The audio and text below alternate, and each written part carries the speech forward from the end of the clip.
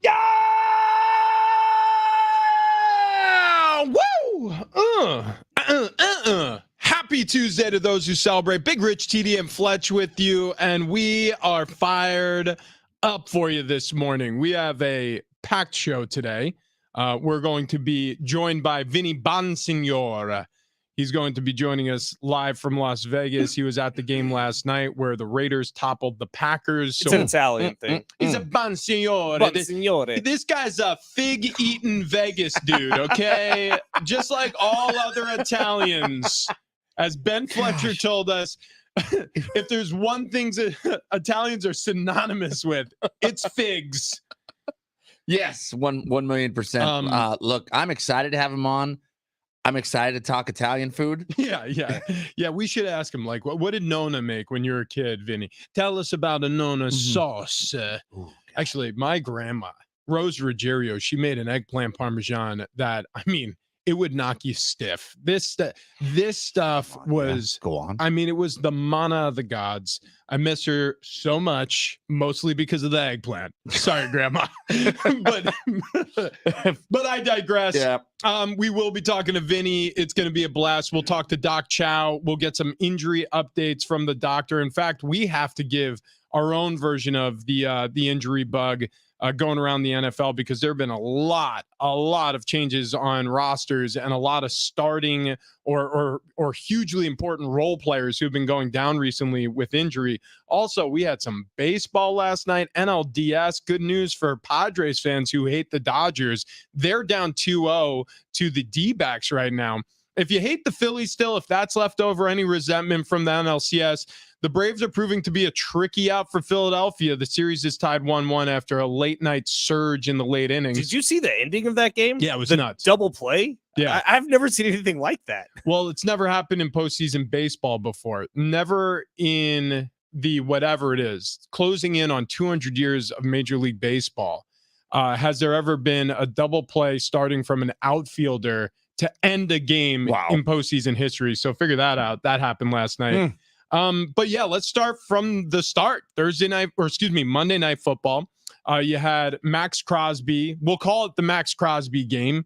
Finally, his coming out party. I was talking to Ben about this prior to the show. Fletch, what he did created everything you saw. The end score, Green Bay Packers being held to 13. That can be done by one person. All three interceptions, I think you give him credit for, because he was the one in Jordan Love's face. Like, Max Crosby is such a problem for offensive lines.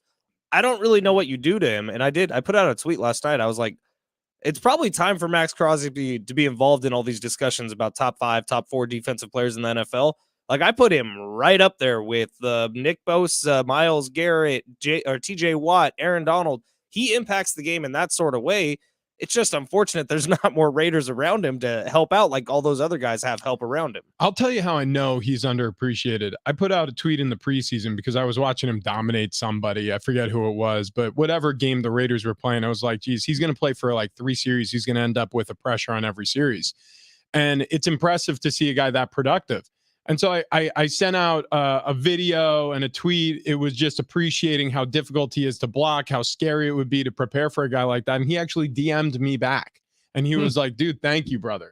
And I was like, keep working. So you're one of one. What's that? You're the one person who's saying nice things about him. It might be. I mean, it's ridiculous. It honestly might be that. But that's my point is, I think he gets so little credit that when he saw anybody talking about him in a positive way, he was just like, yeah, like, thank you for the appreciation. It's the tattoos. I don't know what it is. But for whatever reason, this guy has been one of the most productive defensive ends in the game. He's a game wrecker and nobody's giving his credit. Hopefully now the bandwagon starts, right? People are going to jump on and say, yeah, Max Crosby, hey, maybe he should be in the conversation for Defensive Player of the Year. Yeah, without a doubt. I mean, look, last night's game to me, watching it was a little bit of just below average teams playing just below average football for the entire night. I mean, it was entertaining because it was close. But man, you're looking at these two teams going, yeah, I mean, these guys really don't have any bearing on what's going to happen in this season. Was I the only one feeling that? No, that's for sure. I think that's accurate. I think that's actually the perfect synopsis of what we watched last night. Is the Raiders? I think this says it can't be discounted what their division looks like. The Chargers roster all around stronger than the Raiders. You look at the Denver Broncos. Yeah, I get it. They stink out loud this year.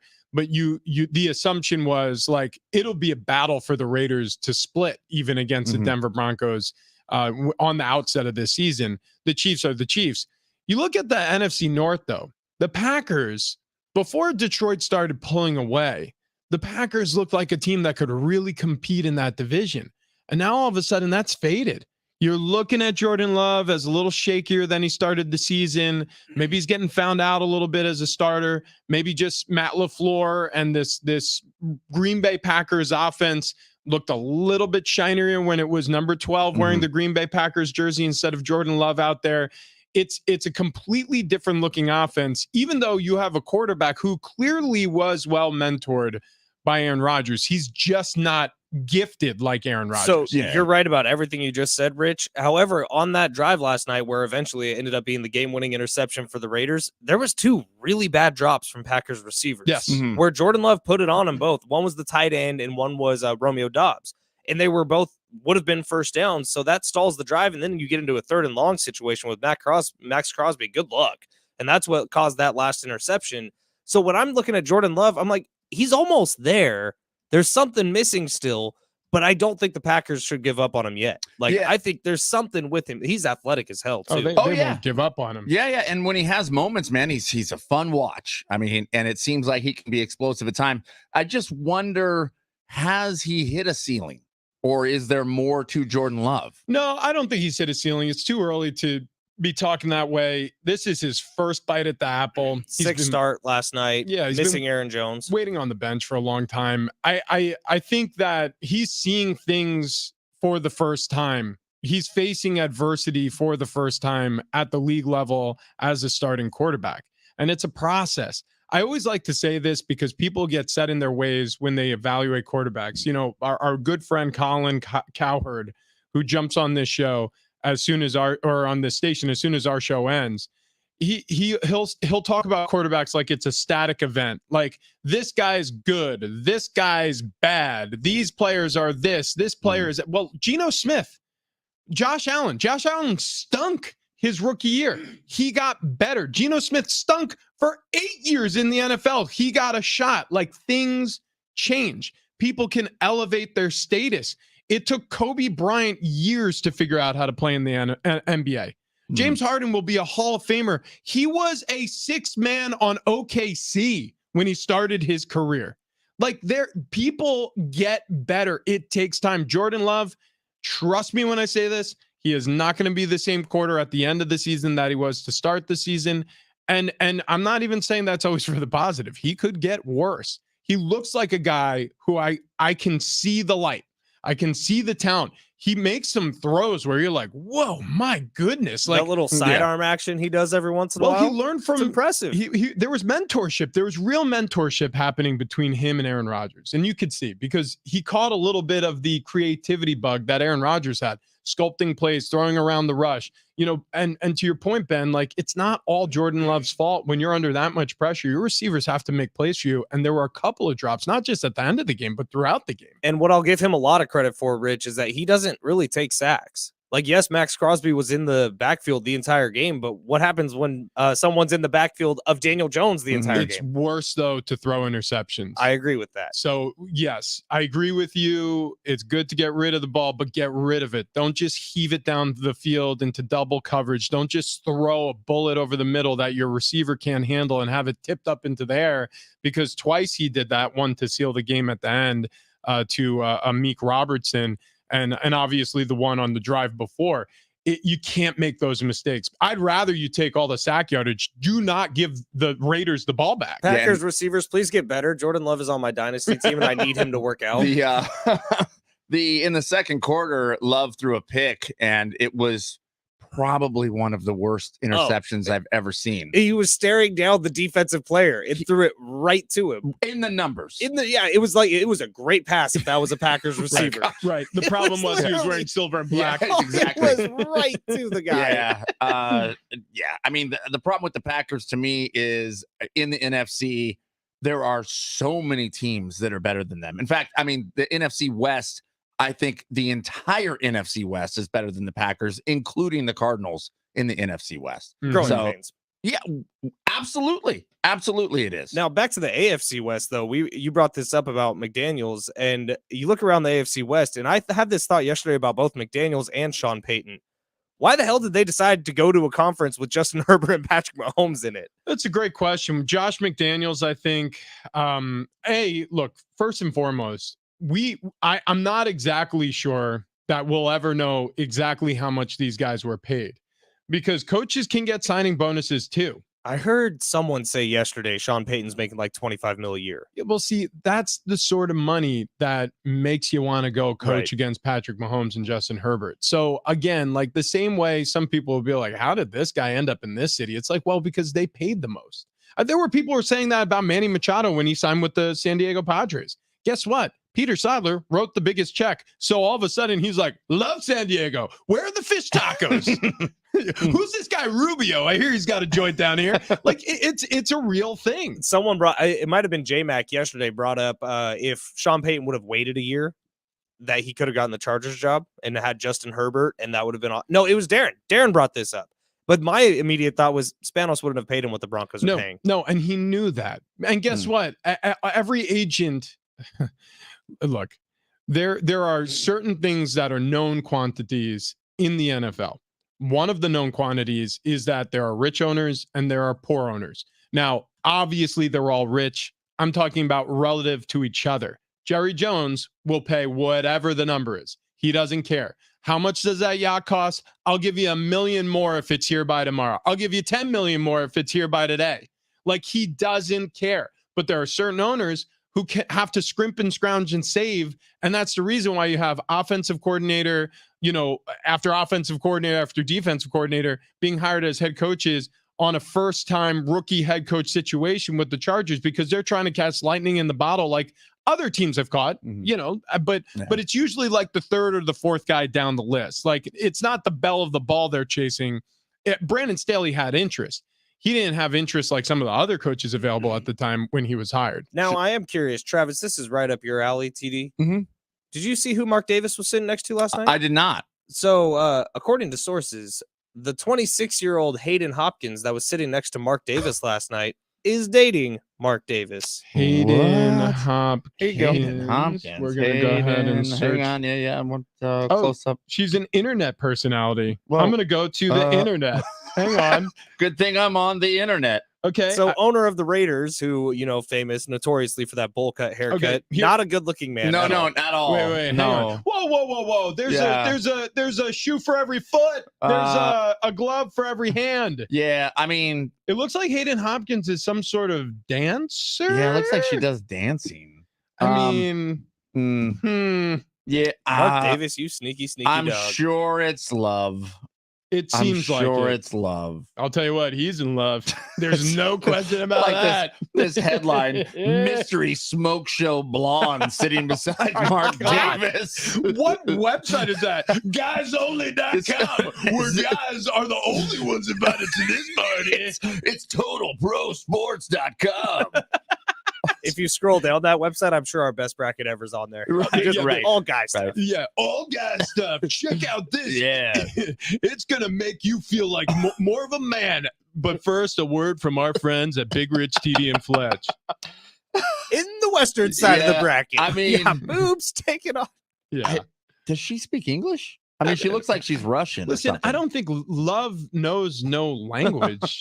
So the reason I bring it up is the camera kept going to Mark Davis wonder last how they night communicate. because camera Sign people language. are very good at Gosh. finding good-looking ladies in the crowd. They do that all the time. We know this. Right. So the camera kept finding Mark Davis last night, and in the middle of the camera finding him one time, he was MFing his own team, which was pretty hysterical. Wait a minute here. There was another article about her in December of last year. Mystery blonde next to Raiders Interesting. owner Mark Davis identified. So they've been hanging out for a minute here. Well, so It is love. Robert Kraft, I remember when I was there, it was a year after Myra, his long-term wife, had passed away. She had died of cancer. And I remember, Myra was this wonderful, like she was warm like a grandma's warm. Like when she came to the locker room or to the games, she gave you those deep hugs, like those grandmotherly hugs. But she got Love sick those hugs. and she passed away. And then Robert Kraft started dating a 20-year-old woman. I mean, like she was 26. Maybe I'm wrong. Maybe she was 30. Maybe it was just the juxtaposition of them standing next to each other. It just seemed like she had to have been 60 years younger. Was But- she his date to the funeral?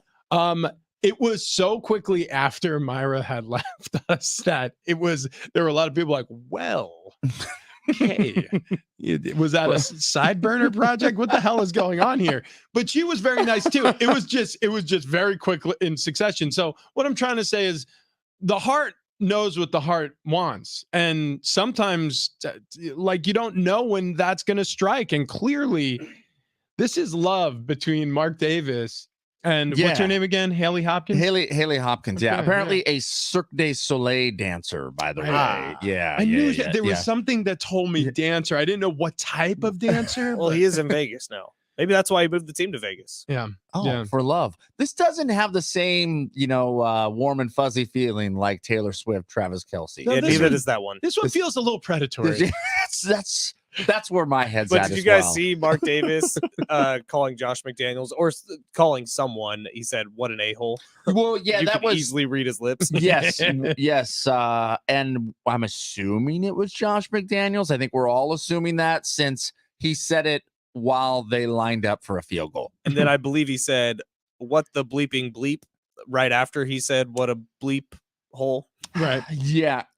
I mean, it seems like everything's fine in Vegas. I would say this about the Raiders, and for any Raiders fans who are listening to the show this morning, we will be joined by Vinny Bonsignor. He's on the radio out there, writes for the Vegas Review Journal. He'll be joining us in just about 12 minutes to talk about Las Vegas.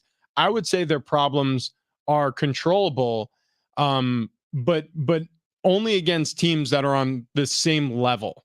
Like the reason why they got that win last night is because the Packers are kind of in the same bracket as they are. Like as the cream of the crop start to separate from the pack. And I haven't looked ahead at their schedule, but as they start playing some of these teams, The Raiders' schedule actually lightens up here over the next 4 or 5 weeks, and then it's brutal down the stretch. yeah. So there you Well, go. well, there was still a lot of questionable decisions made by Josh McDaniels. And Jimmy G, dude, I remember now how it feels like when Jimmy Garoppolo is the quarterback of your team. And I put on a brave face for a lot of years, but you never really feel comfortable when he's in the pocket because it's his happy feet. I don't know exactly what it is, but he made some nice throws last night, but you never really feel comfortable. yeah, He's a lot like Dak Prescott. He can be clutch at times, but there's a lot of games that he'll give away. Yeah, and I really like Jimmy Garoppolo. It's just the comfort level was never there. Never there. Yeah, I want to focus on one decision by Josh McDaniels, and then we'll hit some halftime here and talk some MVPs because NFL all of a sudden, as week 5 comes to a close here, it's becoming more clear. Now, a lot changes over the next 10 or really 12 games of the season before we wrap things up here, but it'd be interesting to take a look at that race. The missed field goal with 3:39 left on the clock from the Packer 33-yard line. Oof. I mean, it's 4th and 1. You have an opportunity there to seal the game, essentially, play keep away, 4-minute offense. Josh Jacobs is your running back. He's one of the best in the league. And I understand he wasn't running like he had been, but the run game has a way of wearing down defenses. And in the 4th quarter, it looked more productive than it did the other 3 quarters. The fact that he constantly makes the decision that hurts your stomach. Like, I understand there's an argument. All right, we go up by 7. Green Bay has to score a touchdown to even tie us, and then they have to go for the 2-point conversion to beat us. So it puts you in the catbird seat, but only if you hit the field goal, which of course they didn't from 50 plus yards away. Doink. So I like go. That's the spot you go for it. I agree. McDaniels. Yeah, 1,000,000%. Josh Jacobs was getting like 3 yards of carry on that drive. That would have done it easily. Right. And you got to think, man. I mean, your offense that has been fairly productive. Yeah, all he needs a yard. And Just that get was the yard. You ended up in the same situation. Whereas if you'd have gone for it and exceeded or succeeded, you would have ended the game right there. You end up in the exact same situation if you would have gone for it and not succeeded. Right. Yeah, Well, except you gave Green Bay better field position. The same field position. yeah, the exact same field position. And I mean, look, it doesn't matter, I guess, when you win, but it would matter if Green Bay got the ball back and then went down the field and scored and then somehow held your offense or kept the ball away from you for the rest of the time.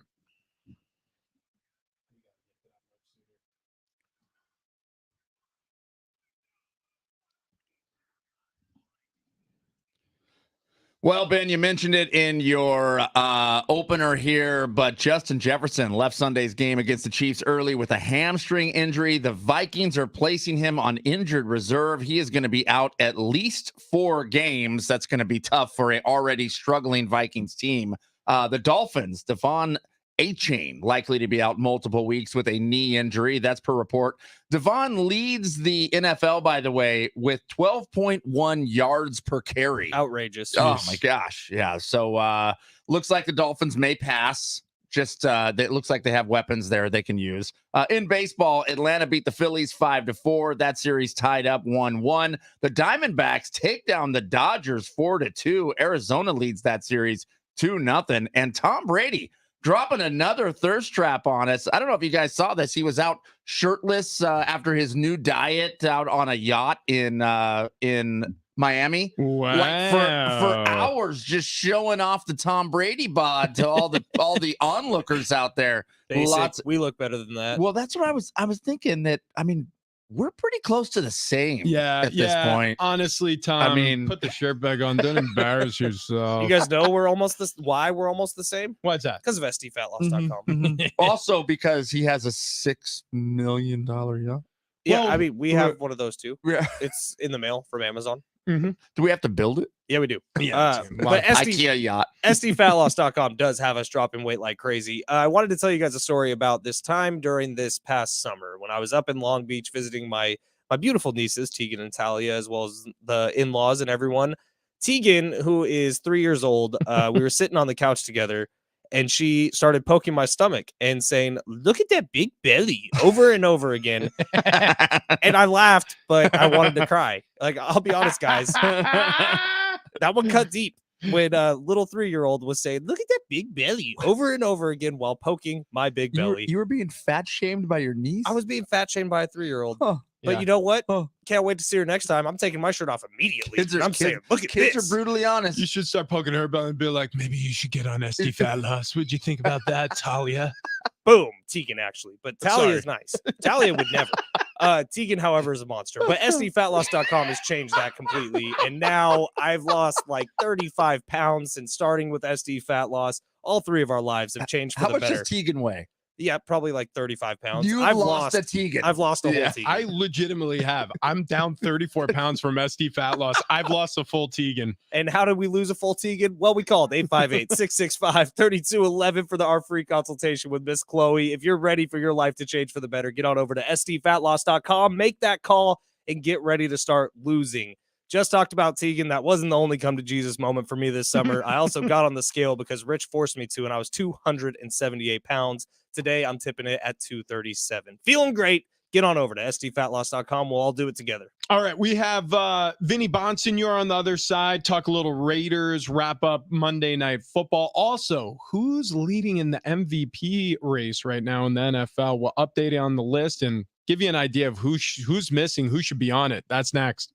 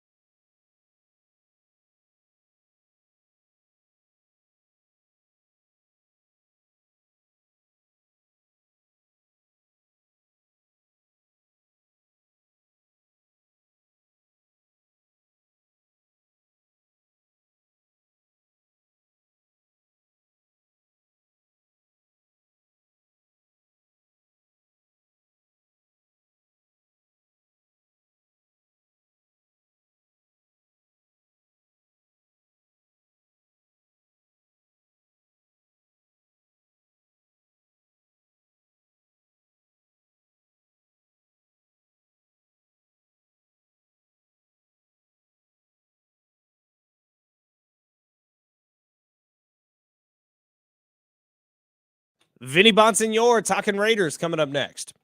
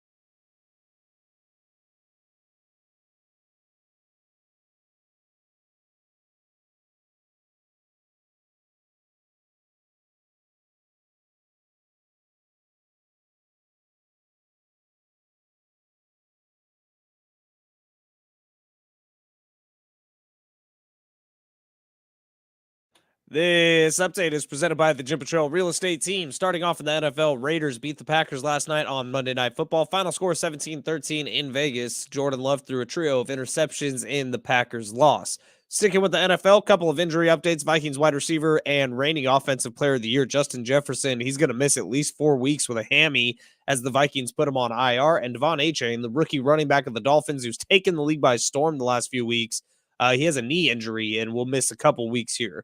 In the MLB postseason, Dodgers on the brink of elimination after the D-backs win Game 2 last night 4-2. Braves even up their series with the Phillies with a wild game-ending double play last night. Braves winning 5-4.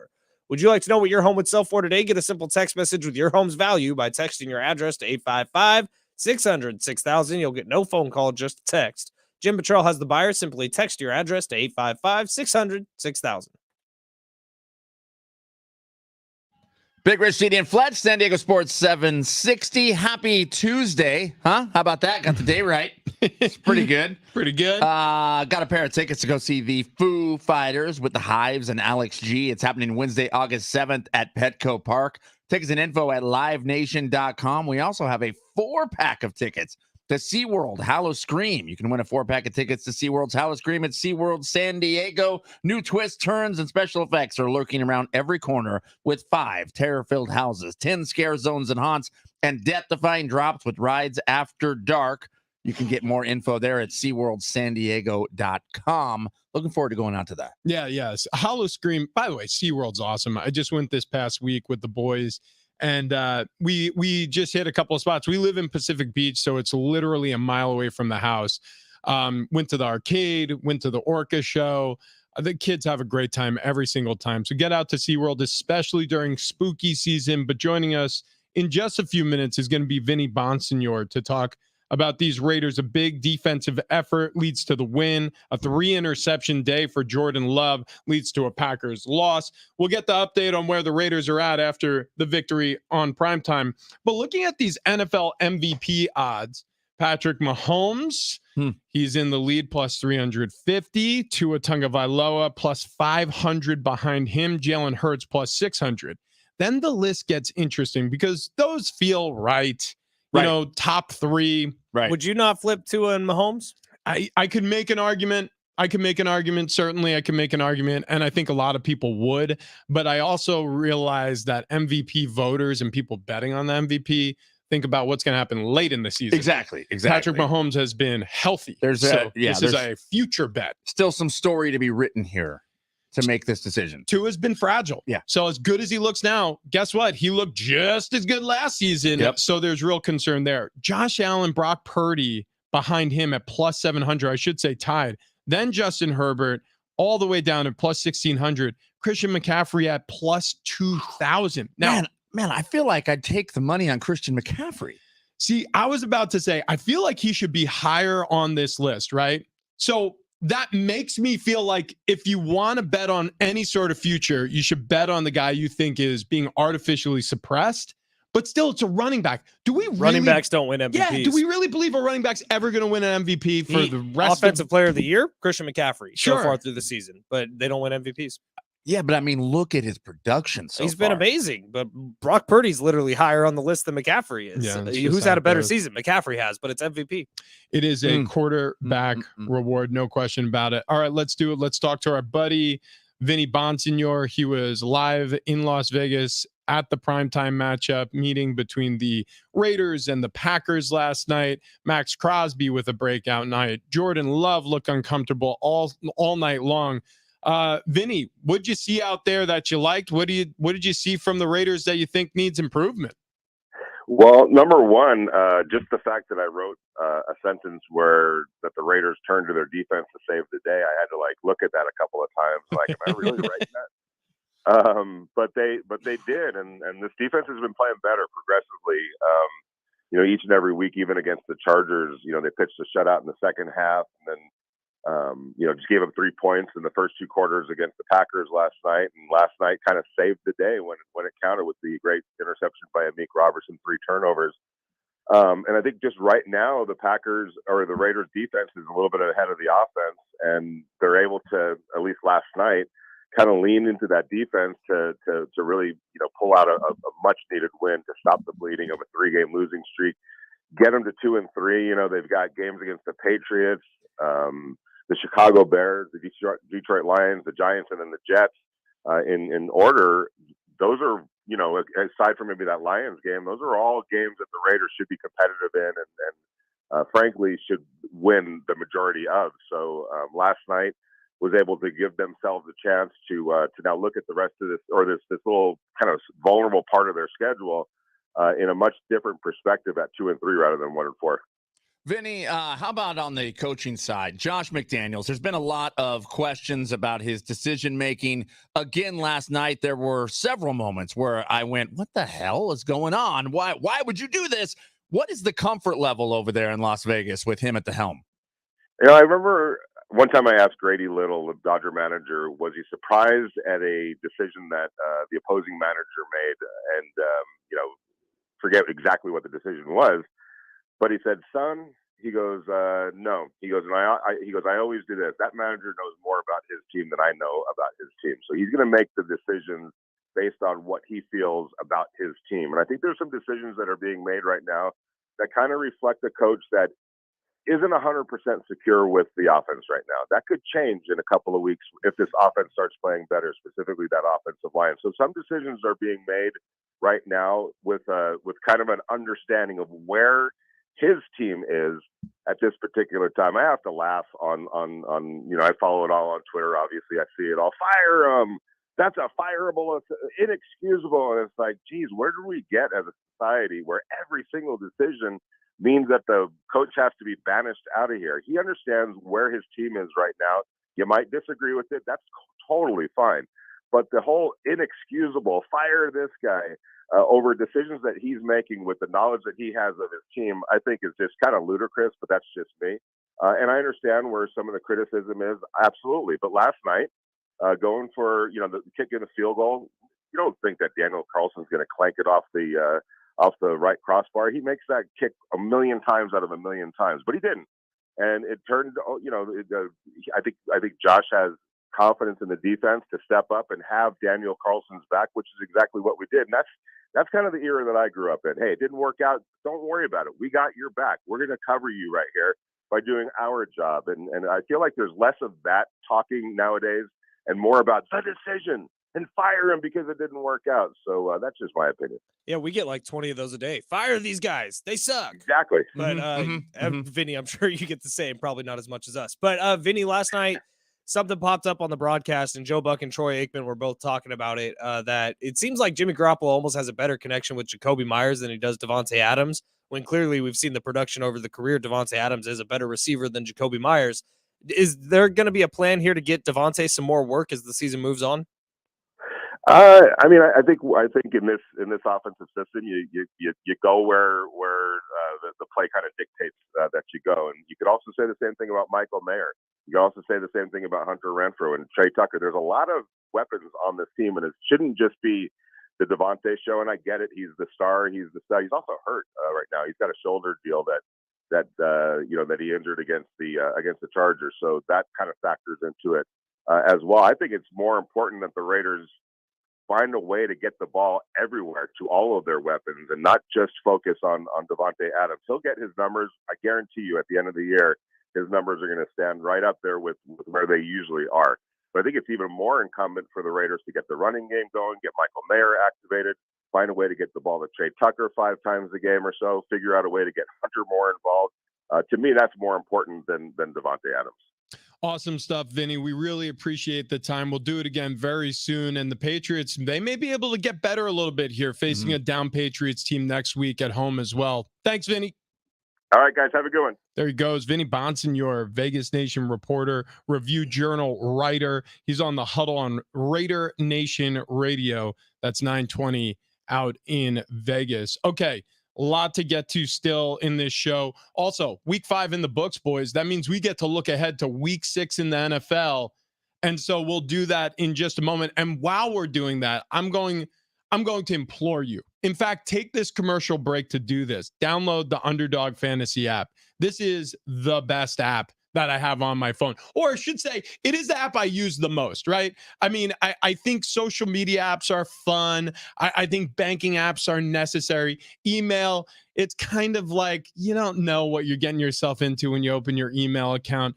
But Underdog Fantasy is just fun. It's my fun app. Every single time I open this app, I have a good time because I'm putting $5 on, say, a 5-player pick'em, and I have an opportunity to win $100. What other app offers me that? Not many, I can promise you. Certainly not the banking apps. So go ahead, download the Underdog Fantasy app, and when you sign up with promo code XTRA. That's XTRA, and Underdog will double your first deposit up to $100. So I talked about that pick'em game. If you're unfamiliar with the app, super cool. You can pick between 2 and 5 players, and every additional player you add to a pick'em entry, you actually increase the multiplier. So you put in $5, you put in, say, a 3-player pick'em, it multiplies up to 6 times that $5. You can win $30 just by getting 3 players stat categories right. You're either picking higher or lower than the stat projection on the Underdog Fantasy app. It's that easy. It's multiple choice, and there's 2 answers. Get it right, and you win.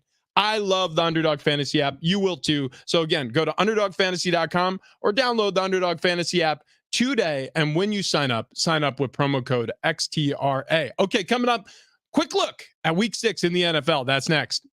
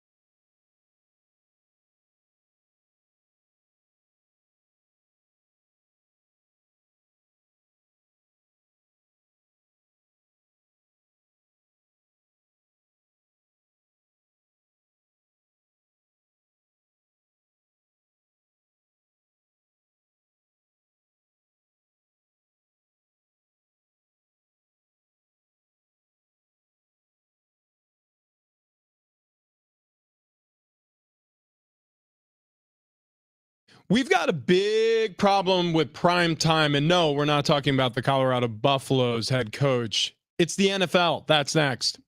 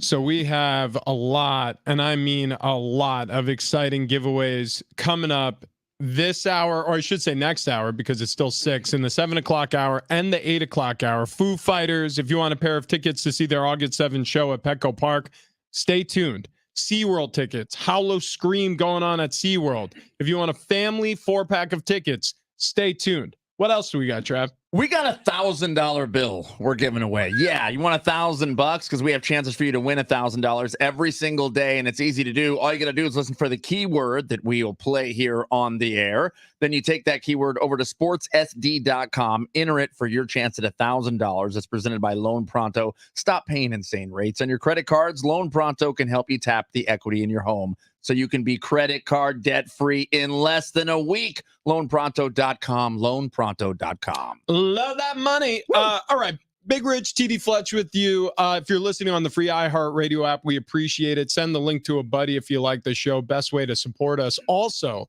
if you're listening on the free iHeartRadio app, you could take us wherever you go. So if you're starting listening to us on the podcast or on the live feed at home, you could take us into the car, connects to your Bluetooth. It's seamless, on your way to the office, running errands, whatever you're doing, the free iHeartRadio app. Okay. Injury bug coming up in just a little bit in the NFL. Things you need to know about the team you follow or your fantasy team that could have an impact on your lineup. We'll get to that in the 7 o'clock hour. But we got to take a quick look at week 6 in the NFL, especially these primetime games, Thursday night, Sunday night, Monday night.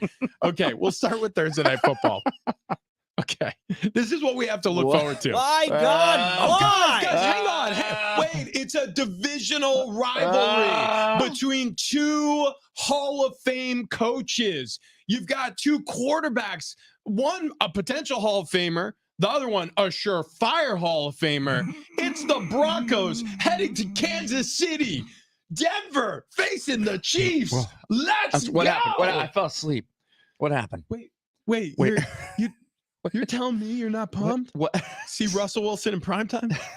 I'm pumped if I get to see Sean Payton bench Russell Wilson or scream at him again. Yeah, I mean, that would be worth it to you for the whole game? It's the best reality show in the world. Have you seen Sean Payton's facial expressions when he's angry? I mean, They're hilarious. He looks like a pissed off chipmunk. I feel like, I mean, what you're going to look forward to in this game is more ring around the rosy plays. Some other weird thing that the Chiefs pull out that they can do against the Broncos that they can't do on teams that are What if the Broncos actually impressive? Then I would be absolutely floored. hang on. The Chiefs haven't looked great Hey, this season by any means. Yeah, time out. I mean, I understand that you're a Broncos fan, Mhm. TD, and angry. and angry, and there's a lot of things that seem like they're going very wrong, and they are going wrong. Trust me. You are correct, sir, in that assessment. They're going very wrong. However, we'll say this, to Fletch's point, Chiefs don't look right. Travis Kelce also, he came back in the game, caught a touchdown on a low ankle sprain. I can tell you, because I played football on a low ankle sprain, you can get through the game it happens in all right, but then it stiffens up on you. You lose some mobility. It swells a lot that week. Swelling. Lower body swelling. You know I'm into it, which is why I want to talk to you about our new sponsor. No, I'm kidding. No, so listen, anybody can get got. Any game could be a good game. We've seen a lot of stinkers on primetime. This looks like the next one. Yeah, I mean, you're right. Any given Thursday, I guess, in this particular case. But let's be real here. I mean, the Chiefs are light years better than the Broncos, and the Chiefs aren't right. So on the Broncos' best day, they're not a not right Chiefs team. That's the problem. Okay, so that's Thursday night football. If you were hoping things would be a lot better on Sunday night, nope. The Giants get another primetime game for some reason. I think this is their fourth already. Well, 4 through 6. The Giants were a breakout team of the season last year. So it's going to be the Giants in Buffalo taking on the Bills. I get it, man, because when New York teams are good, there's a lot of viewers, right? So the Giants, Saquon Barkley obviously was healthy last year. The offensive line looked better last year. They look pitiful this year. He might be back. He could be back from that ankle sprain. Daniel Jones, not sure about him. Yeah, He's his got neck is all messed up now. Now, if you're Saquon Barkley, do you want to rush your way back to face the Bills defense? Right. Because I don't. Right. The Bills hemmed in the Dolphins backfield. Big problem for the Bills, and we'll get to this in our injury report coming up in the 7:00 hour. They just lost their linebacker Matt Milano, knee injury, season ender. So that's tricky for them. Focusing on these games though, right? Broncos at Chiefs, Giants at Bills. Both of those, especially right now, the way the Bills are playing, especially the way the Giants are playing, doesn't seem like it's going to be particularly competitive. Cowboys at Chargers, Monday Night Football. How we feel about that Here one? for it. Yeah, that one might be something that's a game, right? So here for it. Chargers coming off a bye week. They should be well rested. Austin Eckler should be back. Cowboys after an embarrassing loss to who was that?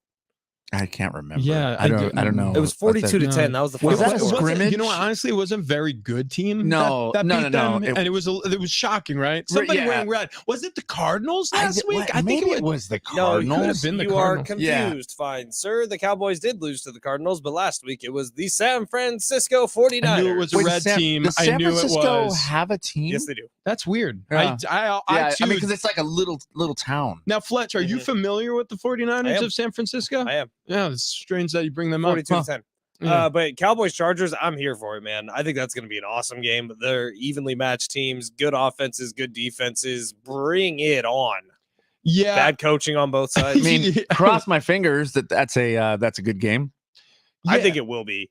I hope so. I certainly hope so. Looking around, I'm looking at like treachery for the Eagles. They have to go to New York to play the Jets. They're 5-0, but they haven't looked good. The Jets have looked good in their past 2 games. I'm not saying they're better. That's what I'm saying. Well, better. they opened up the playbook a little bit for Zach Wilson. He made a couple plays 2 weeks ago. Last week he did nothing, but Breece Hall took over the game. Like it's more of a game than you would have thought. Yes, but having Breece Hall take over the game gives Zach Wilson a little bit of confidence that they can win. No doubt. So I mean, it's not all on Zach Wilson, and that's what needs to happen. That's what needs to happen with the Giants. The Giants need to take it off of Danny Dimes. By the way, sneaky best game of the weekend is Saints Texans. Like if you watch what the Saints just did to the Patriots defense, and if you watch what CJ Stroud's been doing all week long, like this is a Carr Stroud matchup. Well, I mean, I think the Browns could probably take down their opponent. Oh my God, shut up. I'm just saying. What? I am scared of Myles Garrett. He's going to hurt someone. Yeah, Miles Garrett's pretty good. Niners got to look out for that. Actually, the game that I'm really focused on is the Detroit Lions having to go down and face Baker Mayfield and the Tampa Bay Buccaneers. Bucks off a bye. If you're paying attention, they're playing inspired football. They're 3-1. All right, in an NFC that's highly winnable. Now, again, you got to go through the San Francisco 49ers, who are undefeated and looking like a juggernaut this year. But the Philadelphia Eagles, I don't know. Unless they start playing better football, they seem like they can be had. And then it's just wide open. Why are you leaving the Vikings off the list? They're good. The Vikings? The Vikings? You know what? With the Eagles, though, I feel like they're the team that would figure you out. Like, that's the team. They absolutely are. They are the team that would come up with something sneaky to blow up what the Niners have going on. What's scary about the Eagles is personnel-wise, they're still one of the best teams in the league. Yeah. They haven't figured it out chemistry-wise or coaching-wise yet, it feels like. All right, we have tickets to give away coming up next hour. We're either going to be giving away Foo Fighters or a 4-pack of tickets to go to SeaWorld. Also, the injury bug around the NFL. Updates next.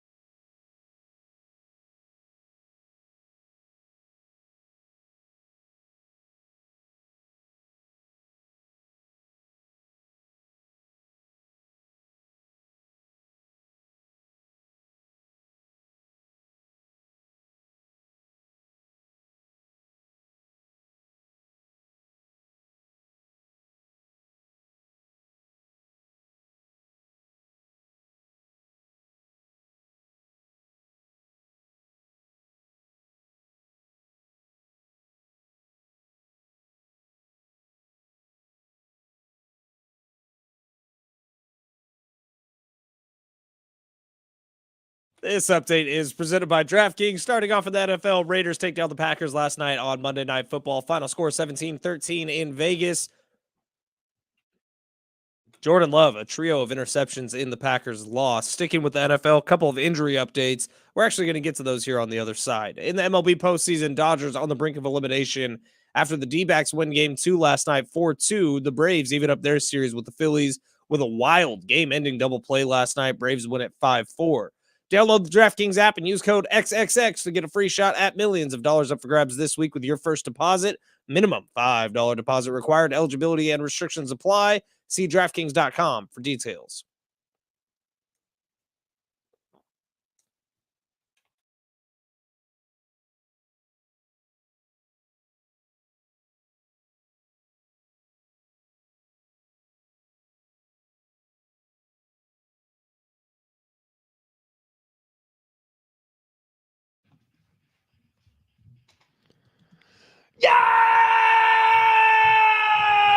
Yeah! Woo! Happy Tuesday to those who celebrate. Big Rich, TD, and Fletch with you this morning, as we are with you every single weekday morning right here on San Diego Sports 760. Listen to us on the free iHeartRadio app. Share a link with a buddy. Do us a favor there. And if you're listening today on the app or terrestrially, we have tickets. Got a pair of tickets to the Foo Fighters. That show coming up next summer. Petco Park, August 7th show. LiveNation.com for those tickets and info. Or just wait to win a pair of tickets on this show. Also, SeaWorld San Diego. How Low Scream. So much going on. 4-pack of tickets to give away. We will be giving away one of those great prizes this hour. So in the 7 o'clock hour, be listening the entire 7 o'clock hour if you want to win tickets. TD, you know how much I love you? Yeah. Like more than most people on Is this it the planet. water? Was it pouring water in the middle of that read? Looks so No, hot. it's why do you have the smallest cup ever for drinking water? Like you look at Rich. Rich has almost a gallon over here. Mhm. Is that a gallon? Yeah. What is it? All right. Actually, I'm going It to might ask be a Siri. gallon. Hang on. I'm going to ask Siri. Okay. But Hang on. TD, you have a Hey, big Siri, thermos that looks Could like you a 1970s worker took it could to the you job site. transfer 2,600 milliliters to ounces?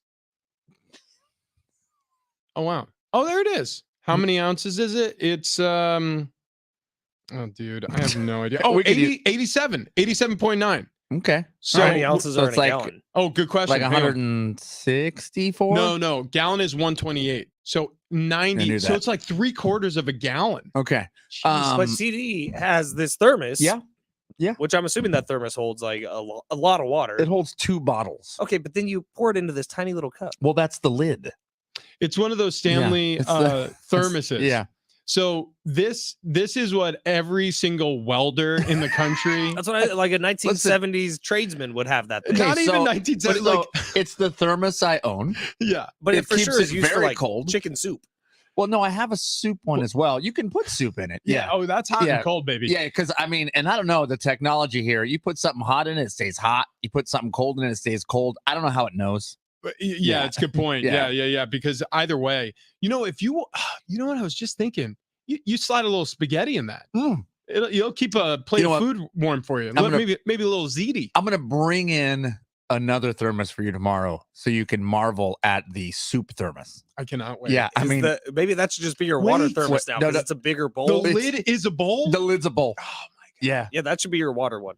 Why? Because we have to drink so much water right now. Yeah, it's You're fine. getting like a half a cup at a time. It stays icy cold. It has a handle, I'm just worried about and your I already hamstrings. own it. Do you know what What? soup is good for? Soup is good for when you're feeling Soul, sick. Your soul. Yeah, chicken soup for the soul. It's good for when you're injured or you need, you just need a little TLC. That's what I'm saying. I'm worried Travis is going to start cramping. Yeah, well, it's very He's possible. not hydrated enough. I'm fine. I'm fine.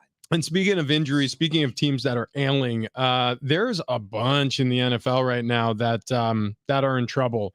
So you have the Vikings just announced that Justin Jefferson's heading to the IR with a hammy injury.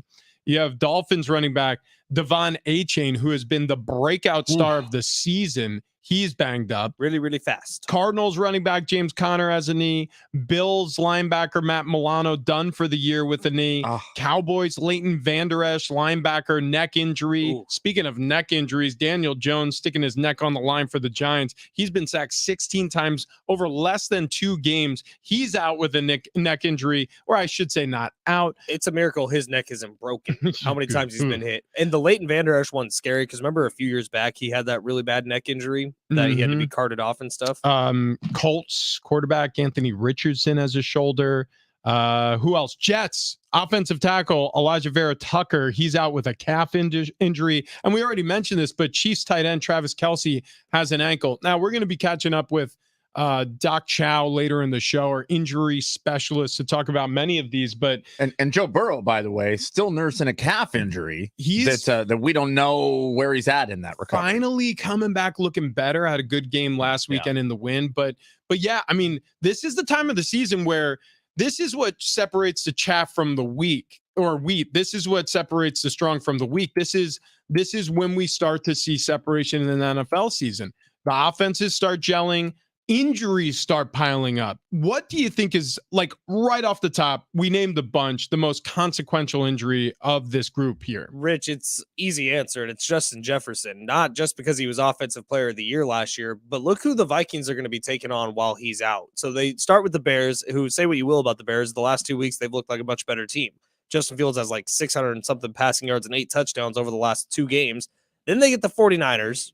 Then they get the Packers, then they get the Falcons, then they get the Saints. So those are the games Justin Jefferson is most likely going to miss before he can come back, the next 5, right? He's 4 due to the injury report. They said it might be a little longer. Yeah. I mean, what is his incentive to come back? I get where you're coming from, and I do understand. We can talk about that because that's very intriguing. If he gets traded, will he play the rest of the season? But the Vikings are playing for nothing. Exactly. This is a terrible team. Exactly. Like, so in terms of consequential nature of an injury, I mean, I don't really rate this organization. You have a chance of losing Justin Jefferson forever. Well, they have to rebuild anyways. I think they're most likely losing him this offseason anyways. Yeah. I mean, it's just not that consequential. That injury to me is a bummer for the fantasy fans or fantasy teams. Yeah. I mean, you've lost this massive player who got you a lot of points. For the Vikings, I mean, it is a bummer for Vikings and Vikings fans, but this is a team that just wasn't going anywhere. You tell me Vikings fans wouldn't have wanted Justin Jefferson to be there his whole career? No. Oh yeah, I'm sorry. I'm not saying that. But I'm, as far as this season goes, consequential injuries, the Vikings weren't going anywhere. I agree with Rich. There is a name here that stands out on the list, and I don't want to step on you, Rich. No, go for it. It's Devon Achane. Yeah. I mean, it's if you're talking about consequential injuries, this is a possible injury that makes this Dolphins offense at least more one-dimensional. The reason that the receivers are having so much success, besides being faster than everybody else, is because there is also a threat to run. So if you start taking that threat away, and now a defense can focus on that receiving core, that makes it a little tougher for the Dolphins. We look at this all very differently because I think the Vikings being out of the playoff conversation this season makes Justin Jefferson, his hamstring injury, his IR visit, much less consequential. I look at the Dolphins issue as way different. Like, Dolphins, they can replace Achane with Mostert seamlessly. Like, they have a guy who's a track star, Raheem Mostert, out of that backfield. So I don't think they become one-dimensional at all. I think they have been pleasantly surprised by the production from Achane. He's a young player, and they did not expect to be leaning on him as much. So, will they miss him? Sure. But they also just added Chase Claypool, which is another mouth to feed on that offense. So I think the Dolphins are in the catbird seat as far as offensive skill position players. The most consequential injury here, hands down, quarterback Anthony Richardson with this AC joint sprain. So all Gardner Minshew's there. Gardner Minshew is a backup quarterback. But he's looked great when he's been in. He's looked serviceable when he's in. He's not great. He's never been great. But he's looked great in this Colts offense. He's won 2 games for him so far. Replacing Anthony Richardson from injury. Right now, Anthony Richardson or Gardner Minshew? Anthony Richardson. But I'm saying if you're talking about a team who has one of the more serviceable backups, I could see Gardner Minshew being a starter elsewhere in this league. Yeah, I'm not, but on a team that has a legitimate shot of winning their division, you want Gardner Minshew as a starting quarterback. We're talking about the consequential nature of an injury. Gardner Minshew is a fine quarterback. I'm not attacking Gardner Minshew. He's not Anthony Richardson. When Anthony Richardson's healthy, he's one of the more electric players in the NFL this season so far. The problem is he can't stay on the field. And so this injury is the first one where you're like, ooh, boy, this might be long-term. Might be a month. It's his throwing shoulder. It's an AC joint sprain. He's going to feel it every single time he lifts that arm for a week. He's going to feel it every time he throws the football, probably for 6 weeks. It's an unfortunate injury for a guy who really has become lightning in a bottle for a franchise that I don't think anybody had huge expectations for this season. And again, you start looking at that division and you say, well, without Anthony Richardson, the way the Houston Texans are playing, the way the Titans are playing, obviously the Jacksonville Jaguars were the belle of the ball to enter the season. They haven't played great, but just got a big win in London over the Bills.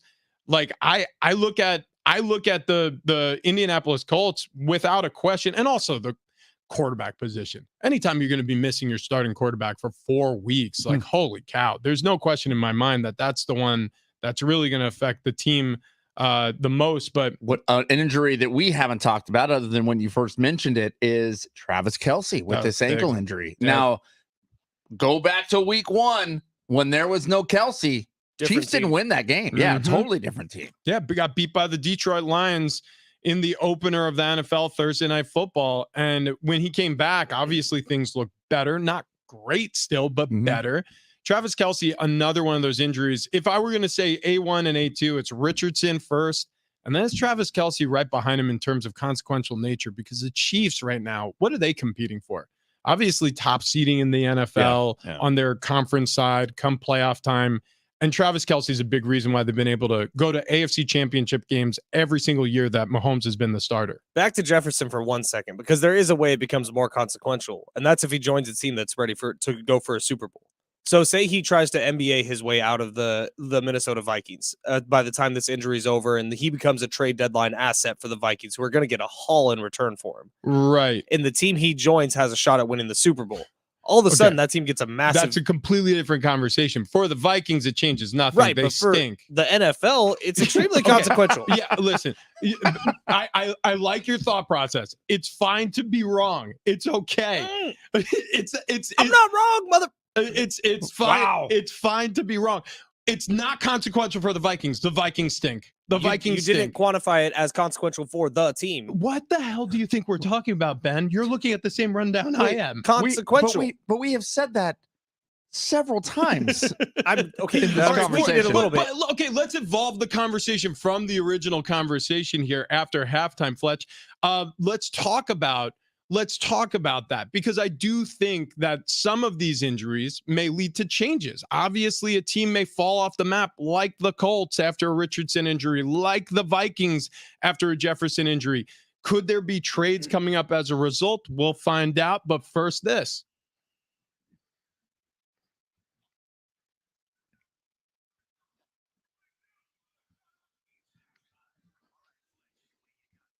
Justin Jefferson to the Chiefs. Let's get into it. Hold on. Hang on. Wait. Whoa. Very consequential that to will the be Vikings this season. Man, Go ahead. sometimes I really don't like you. Well. Sometimes I just want to purple your nurple. Okay. Wow. In the MLB postseason, Good before stuff. we get back to the NFL, Dodgers, by the way, on the brink of elimination, guys. This could be the second year in a row they lose in the divisional series. Last year, of course, to the Padres. This year, a moment like this. The Diamondbacks. People wait a lifetime. I'm sorry, but again, yesterday flipping back and forth between NFL, which I really didn't flip off of NFL very much, back to the MLB games. Wow, flip off. All I was thinking was, man, the Padres have a better roster than like all these teams. Yeah. It's just really frustrating. The Braves, though, that game was a stellar game last night between the Braves and the Phillies. They even up the series. It's now 1 game apiece with the Phillies. Wild game-ending double play. It looked like it was going to be a home run for a second, and the Phillies were going to go, and then the Braves catch it and turn a double play. It was insane. First time in MLB history that's happened. MLB playoffs actually pretty good, but still just feel so empty to us. But Justin Jefferson going down with the injury. Now, Adam Schefter put out a tweet this morning saying that he could try to force his way out of Minnesota at the time he comes off the injury report and make a little bit of a fuss and try to go to a team that has some aspirations. The team that popped into my mind is the Kansas City Chiefs, who need wide receiver help in a big way. Could you imagine Justin Jefferson, Patrick Mahomes, Travis Kelce, Isaiah Pacheco, all in the same offense? Not for 4 weeks.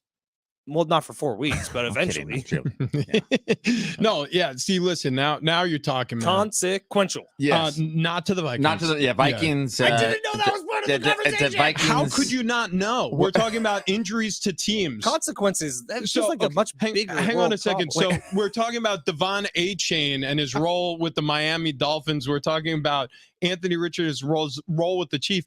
And you're like, Justin Jefferson's going to a different team, guys. That's going to be consequential to the Vikings. It makes zero sense. But the point that you're raising, I think, is a good one. And we should chew the fat for a second here, because Justin Jefferson, man, he is a stud. He's going to break down whatever the highest paid amount of money is to, and he's going to be the highest paid receiver in the NFL. Yep. It's just what it is. And I promise you, he'd much rather catch passes from Patrick Mahomes. Yeah. Yeah. I would argue he would be just fine doing that. Kirk Cousins is pretty good. Also, think about leaving the Vikings. For the Vikings, you get him out of your conference. He's going to be, obviously, if you make it to a Super Bowl, a problem for you somewhere down the line with the Chiefs. But that's a long way from Providence if you're the Vikings right now, who started the rebuild this offseason. They lost a lot of help on their defense in free agency. It was very clear that they were heading for a decline this season, and they are. I mean, the games they won last year was with players that they don't have on their roster this year. So they're losing close games. They're losing by big margins. The Vikings season's going down the tube. It's good timing to get some draft capital. My question is, what do you get for Justin Jefferson? Because my guess is a lot. Probably. What was Tyreek Hill? 2 first-rounders? It's going to be at least that, if not more. So Tyreek Hill, in that trade and sign that he got with the Dolphins, which I'm sure that's probably what Justin Jefferson's going to want if he forces his issue, is to also get signed to a 4-year deal or 5-year deal. Tyreek Hill got 4 years, 120. What do you give Justin Jefferson? You give him more. Yeah. You have to. 150. Yeah, I mean, that's this again. The same way I think about quarterbacks in the NFL. Real estate in certain neighborhoods is just high, right? So if you're going to want to buy a house in La Jolla, guess what? You're going to be paying La Jolla prices. Beverly Hills, Manhattan, South Beach, Miami. You're paying a lot of money for that real estate. If you want a stud wide receiver to come in mid-season and help your team win a Super Bowl, well, you're going to be paying out the nose. And then can the Chiefs do that? That's the other question. Well, and it's been a couple years since the Tyreek Hill deal, so everything's gotten more expensive. A gallon of milk was $2.50 when Tyreek Hill was. I'm just saying. I mean, inflation. Gas was only yeah. like $3. Yeah, No, it's like not a lot. $6.50. It's different now. Filled up my tank yesterday. It was $140. I will say this, and when you start to look around the NFL and you start to evaluate cap space, this is going to nauseate a lot of people. San Francisco 49ers are at the tippy top of the NFL in terms of all cap space available. 35 milli. Here's the problem, though. You're deferring a lot of that money. You restructured Kittle's contract. You restructured other contracts to make room for who did they sign this offseason? Who was it? They signed somebody and they had to, and then they restructured a bunch of contracts. And as a result of that, now the 49ers have room. But do you sign Justin Jefferson? What is that? I mean, do you need Justin Jefferson, or do you save the cap space for other needs as they come up later on? It was Nick Bosa who they had to sign. That's what it long was. Term, and he got a ton of money. But with the 49ers, they restructured Kittle and Trent Williams right after they signed the Nick Bosa deal, leaving them with $35 million in additional cap space. Yeah, which they're up to $43 million in all cap space available in 2023. That's wild. And when that happened at the time, I was like, who the hell are they going to go get? And I was going to be at the trade deadline most likely for some sort of sign and trade, but there's no way they can afford Justin Jefferson for the next 4 years. I don't think so. Unless you plan to move off of Debo. Yeah, say, do they need a Justin Jefferson, or is it more like, you know what? Let's sign Justin Jefferson so we don't have to play against him ever. The teams that make the most sense to me are the Cleveland Browns, who have a ton of cap space. I don't know if Justin Jefferson wants to play there, but for the money, he might. Deshaun Watson. I mean, he's out injured last game, but he's looked good this season. I mean, I could see that happening. Also, you got to remember, you give him to the 49ers, you give him to the Cowboys, who has a ton of cap space as well. You will face these teams in the postseason. So that's the other problem. By sending Justin Jefferson to an NFC team, you're giving yourself a headache later on down the line if you believe in your organization. They believe in Kevin O'Connell. They just can't support the roster. Now, they would never do it, but an AFC team that would make sense would be the Los Angeles Chargers. Losing Mike Williams to another injury, Keenan Allen getting older, Quentin Johnson, who's young, but adding a Justin Jefferson there, they would never do it, though. Well, too expensive. And it's not like, look, you got to spend salary cap money. The reason why they can't do it is because Mike Williams, just because he's injured doesn't mean his salary disappears. He's still on the books for a ton of money. I think the Chargers have less than $10 million in cap space this year. They're actually closer to the bottom than the top, or at very least middle of the pack. I don't see that being the case. Maybe the Raiders. The Raiders is another team that has some cap space that might be able to. Another one where Justin Jefferson's going, who's throwing to me? Yeah. And are half my targets being taken up by Devontae Adams? But you're in Vegas, and you're it's not the worst thing in the world to have multiple players on the field who can draw coverage. Where are the Chiefs at on that list? Chiefs are way down, I'm pretty sure. Yeah, they're 20 on the list because they had to do the Chris Jones deal early on in the season. Chris Jones, they had to restructure, and it was costly. It was costly. I mean, yeah, I would say Browns, Raiders, probably the two most likely landing spots. Is there no chance that Jefferson would maybe consider not doing a trade and sign immediately? No, absolutely not. No. The reason why he's making any sort of noise whatsoever is so he can get paid. Look, I don't blame him.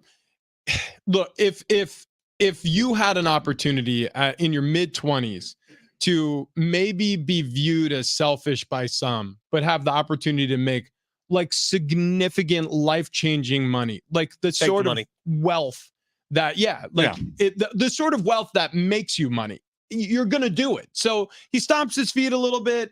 He pouts a little bit. He's hurt. Maybe it takes him a little bit longer to get back from this injury. All of a sudden, you get what you want, and he sets up generations of Jeffersons forever. Moving on up. Yeah, they could have a new TV show. Say that. Say that. All right. Just like Jonathan Taylor with Jonathan Taylor Thomas. Yeah. It was crazy. This is crazy. They're going to restart Home Improvement now. Have it. I would so tune in. When's he actually coming back? Because he signed the deal. He played. Jonathan Taylor Thomas? I thought Zach Moss was like the one carrying the rock. Well, yeah, he had a breakout game because he went, I just saw the bag you gave JT. How about me too? But no, Jonathan Taylor, I think he had like, I don't know, 8 carries, something like that. He's back. They're gonna obviously Tim Allen wean his way in. No, I think the role of Tim Allen should be played by Andrew Luck if they're gonna do an Indianapolis Colts version. I mean, can you imagine? Or have him be Al Borland over the. He's got a beard. He's got a beard. He already has the beard. The neck beard is see it. All right. Coming up next. We are all NFL right now because the season is up and running. But geez, I mean, the Major League postseason, there's one team just stands out, and we have all become fans. I mean, big time fans. Now, a lot of Padres fans may turn their nose up at this, but hang in there and you'll understand on the other side.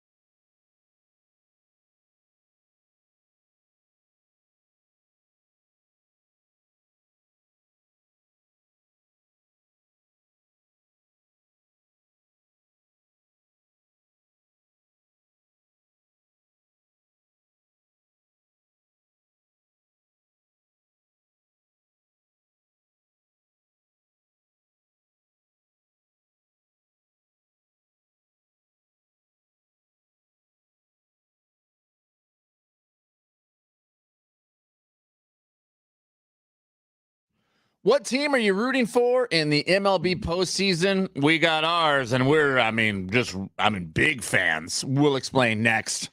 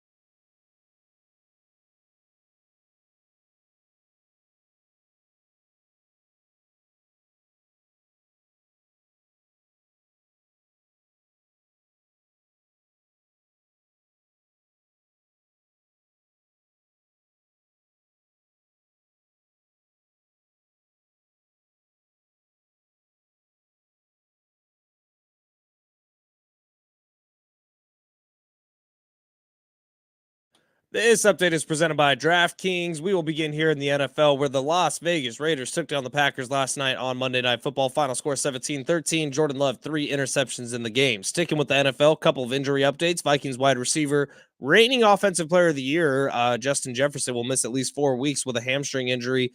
Vikings put him on IR. And Devon Achane, the rookie running back for the Dolphins, he's going to miss a couple weeks with a knee injury. He's been dominant over the last 3 weeks or so.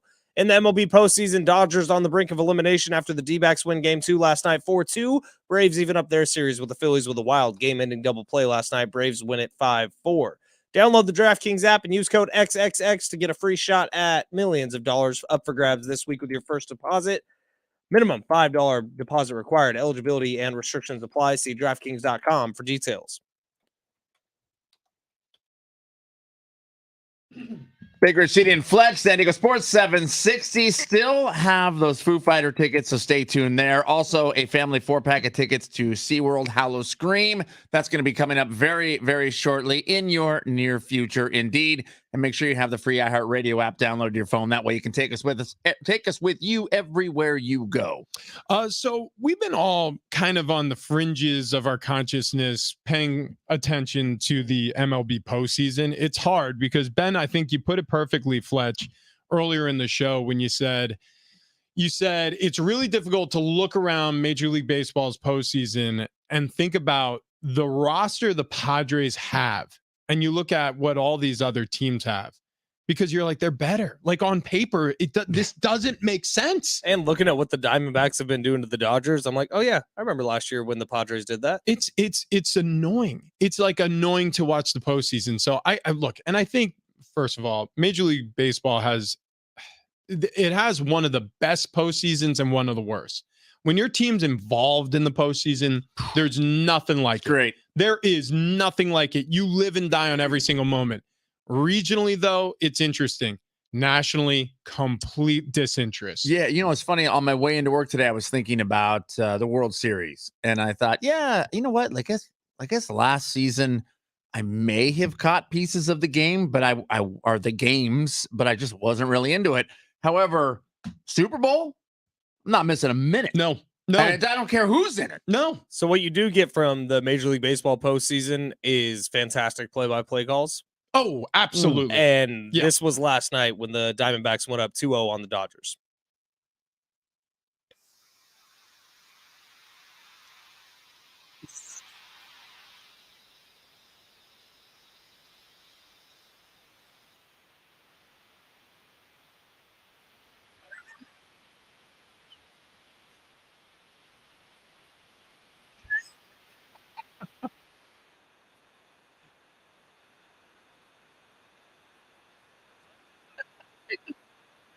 Oh, I was like, what is the noise at the end of that? Who was on that call? I don't know. Yeah, That sounded like who was that? That wasn't the Dodgers call. No, that's the Diamondbacks. I think it was the radio call. Must have been. wait, It was that on was their the Twitter. Diamondbacks? That's the Diamondbacks. Yeah, it was an easy win.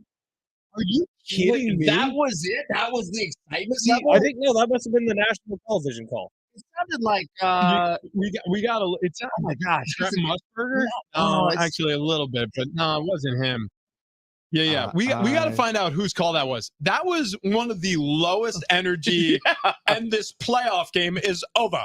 I just liked when he said the Arizona Diamondbacks, who finished 16 games behind the Dodgers, Oh no! have Trust now me, gotten them to the brink of elimination. trust me when I tell you, this could not be any sweeter. As a matter of fact, I don't know about you guys, but I'm becoming a huge Diamondbacks fan. I love the Diamondbacks. And we remember last year when the Padres were playing against the Dodgers in the postseason, the national broadcasters were all hating on the Padres the whole time also. Well, so I'm really curious to hear who that call was, because I would love to hear that gentleman when he gets excited. Like, I mean, is it? or if that is excitement, I want to hear him when he's not excited. Yeah, I mean, that was, like, Yeah. is he just whispering? He's like, and a little bit of a snoozer out here. I'm sorry for everybody who paid and attended this game. This Diamondbacks team, like, boy, I'll tell you what, there's something special about him. And Yeah, the- that was and- it. Was it Bob Costas? Is that who that was? Oh, dude, It may have been. It sounded like Bob It Costas. was Bob Costas, Yeah. and he is on the play call this year. Jesus, Bob. Oh yeah, because there's no Joe Buck because he's with ESPN now. well, yeah, I mean, he was calling Monday Night Monday Night Football last night. He can't be two places at once. I could not remember his name. I was literally Googling Pink Eye Olympics. Did you guys hear it last night when Troy Aikman he told Joe Buck, he was like, usually at this point of the year, I get a little bit of a break from you. I'm seeing you all the time. now." Wow. Yeah. Well, Wow. these guys have been working together for so long now, Buck and Aikman. Man. I mean, I love me some Zach Gallen. You know, that's one Diamondback who I can always count on to throw Yeah. it. He's Yeah. a good one. He's you dominated know, the Padres the last two seasons. so. I- Lourdes Gurriel Jr. is who I am always. Are you into Gurriel? Yeah. Same. But Lourdes, I think he did that song Dude, Royals. we all know who our favorite What- Diamondback is. Who is It's it? Tommy Pham. It's Tommy Pham, obviously. yeah. But that's one we Isn't know. that a comedian? That's one we know, just like we know all of the other Diamondbacks, Yeah. because we're really rooting for them. Evan Longoria, I really liked him in Desperate Housewives. I don't think that's different Longoria. Is it? Eva Oh. Longoria. Yeah. Oh, They do have some players, man. The one thing about the D-backs is they're young and they Yeah. were ahead of schedule this year. Like no one was really expecting this, but when the window opened up that the Padres left wide open, the Diamondbacks took advantage of it. Yeah. I Hmm. mean, if you look at players like right fielder Corbin Carroll, who had one hit and 3 walks last night against that Dodgers pitching staff. What's annoying is Tommy This is Pham. what you need to do if you're a leadoff hitter. You need to get out on base, and that's it. You know what? If there's one thing I can say about right fielder Corbin Carroll, is that mother beeper, he's getting on base, dog. And that's a, you know what? I mean, like, I've always said this about the Diamondbacks. They're Dodger killers. we've been saying it all season long. Remember that flex Like, when we were saying that? All year. You do not want to get bit by the Diamondbacks. They will strike when provoked. Yeah. Don't be flipping rocks in the desert. That's right. You will You get better bit. have some thick-soled boots, or if you're flipping over boards out there. Tommy Pham, I want him slapping the taste out Yeah. of fools' mouths, just like he did to Jock Woo! Peterson. Woo! Okay. All right. I'm proud of us. Not one single strip club joke about Tommy Pham. Well, dude, yeah. I mean, just Even though he's hitting, he's dude. got to Like, keep his head on a swivel. He don't want to get stabbed. it's wild that Tommy Pham leaves the Padres and is good. Yeah. And by the way, I thought closing pitcher number 38, Paul Sewald, was incredible in Did his you- one inning. But did you see Andrew Frank? Yeah. I mean, only gave up a hit. Dude, you know what I love about he only Sal Frank? pitched one out. He's got the best name to chant. And I was doing it at home. I was like, Sal Frank, Sal Frank, Sal Frank, Sal Frank, Sal Frank, Sal Frank. Screw the Dodgers! We are huge Diamondbacks fans here until the Dodgers are eliminated, and then we will turn on them. Immediately. Wow. I feel I'm pumped up. I feel better. I feel Yeah. a lot better. And I'll tell you what, I'm glad Baseball quota I'm glad hit. we decided to be Diamondback fans 12 to 14 minutes ago. it was good. It was a good decision Yeah. because I've learned so many things about them that I didn't know before. Yeah. Like, It was Bob Costas on the call, by the way. Yeah. Confirmed. Bob. I mean, come on, Bob. Man, I mean- Emmanuel Riviera. Mm-hmm. I don't know. The third baseman, he was in the game. He has. He didn't even need to go bat. But He isn't that didn't. kind of the point we're making? Like the recognizable names, Tommy Pham past his prime, Evan Longoria past his prime, Ketel Marte, he's a good player. Eva Longoria. Yeah, I'm But then telling the you rest right of now, them- that milk ain't spoiled That's yet. what Ben. I'm saying. They're pretty unrecognizable outside of Zach Gallen. So I'm like, Corbin Carroll. Hello. Is damn it, dude. Evan This Padres Longoria- roster is so much better. Yes, that is accurate. I'll tell you Mm. what, the Padres roster, it looks good, but you know who looks even better than the Padres roster? Travis Dale, Mm. Travis Dale. I'll tell you Yeah. what, all of a sudden that neck's shrinking. that man is sex personified. You know what? My collars are getting larger, just a little bit larger. Is it the collars getting larger or the neck getting smaller? It's getting smaller. Actually, it was a pretty big day today because I had to make a hole in my belt. Heyo. Yeah, I took it down another notch. How about that? Closing in on 26 pounds lost with sdfatloss.com, right? Look, you heard me talk about it. I've tried counting calories. I've tried drinking shakes. I've tried the point system. I've done the fads. We have done the fads, and we weren't great at it. I mean, in fact, some would say we failed. That's why we needed the coaches over at sdfatloss.com. I needed the accountability. I needed someone there that could actually walk me through what I should be doing. I mean, it's been a game changer. So do yourself a favor. Do your family a favor. Go to sdfatloss.com right now. You're going to feel better. You're going to sleep better. Your body's going to thank you. Look, I've lost over 25 pounds. Take 5 bags of sugar, toss them in a backpack, strap that thing on your back. Feel what the day feels like with an extra 25 pounds on you. It's not fun. It feels good to get that off. And guess what? The pound's still dropping. sdfatloss.com. No exercise required. It's good for me. Just saying. No counting points, no calories, no drugs, no injections. Schedule your free consultation at sdfatloss.com. Start your weight loss journey today. We're going to do it together. It's a lot more fun doing it together. Yeah. sdfatloss.com, sdfatloss.com. Listen, you got to hop on this bandwagon. We've all been cheering each other on. Every morning we send group texts about how much weight we lost literally from the day before. It's been really pleasant for the three of us, and we want you to join the crew. All right, speaking of bandwagons, we all just jumped on the Diamondbacks bandwagon. How about the NFL? Which team has had a recent run of success? Are you hopping on their bandwagon? We'll discuss ours coming up next.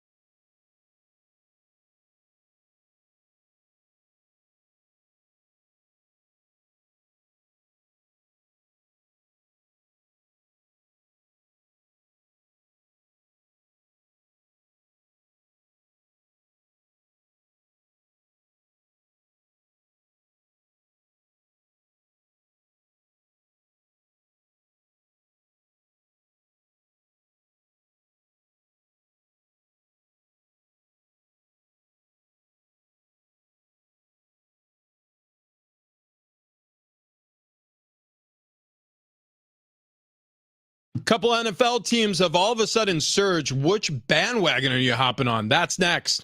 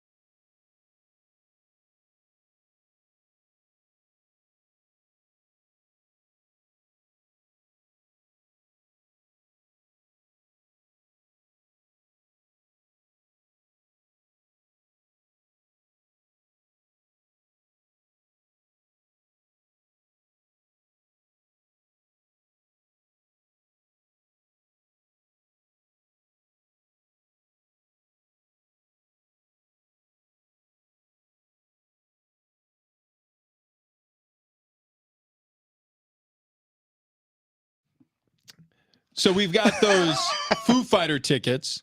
We've got a 4-pack of tickets to SeaWorld. Both of those are coming up, or I should say one of those will be given out at the end of this segment. Or I shouldn't even say at the end of this segment.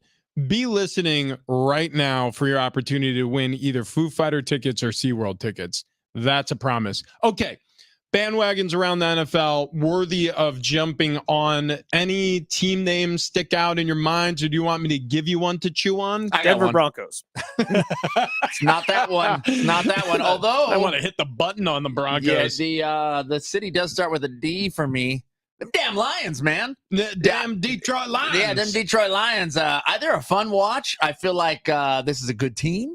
This is kind of the story that we've been waiting for. I mean, I don't want to say our whole lives, but it really has been our whole freaking lives. You can't say, you haven't been able to say the Detroit Lions are good. Detroit, our entire lives has been a franchise that you can sort of snicker at and laugh at, kind of like the Cleveland Browns. Yeah, Have your uncle yell about them during Thanksgiving. Exactly. 100. These guys have never been good. Why would I ever take the points? And they are also a team that it doesn't matter what their record is, if they stink or now that they're good. If you were wearing a Detroit Lions sweatshirt, you're cool. I'll tell you a bandwagon I'm jumping on Really? right now. Yeah. That's old school NFL, man. I'm jumping on the Bengals bandwagon. Wow. So Joe Burrow has a coming out party. It looks like the calf is better. Now, again, barring injury, because if he re-injures the calf, it's not quite as ready as it looked last week, but you saw a 63-yard touchdown to Jamar Chase where most of that yardage was in the air. Joe Burrow, that was cannon fire. So I look at Joe Burrow as being back, and if Joe Burrow's back, that whole team is back because he is the thumping heart of the Cincinnati Bengals. That's great news because we had to do our little office picks here, or we did our picks of who's going to win the Super Bowl with the FM show across the hall. And I was fifth pick. Took the Bengals. You did. And it's been a rough start. So I'd like to see a little turnaround. Pretty good for number 5. Like at the beginning of the season, like I wouldn't have thought the Bengals would have fallen that far. Yeah, that was my thought as well. Let me give you another one. How about this? Jacksonville Jaguars. Jacksonville Jaguars. Okay, so kind of like mirrored images record-wise to the Bengals. Bengals 2-3, but Joe Burrow's back. Jaguars early stumbles, but huge win in London. So you look at the Jaguars and you think about what division they play in. The AFC South, super winnable. Trevor Lawrence, unbelievable talent at quarterback.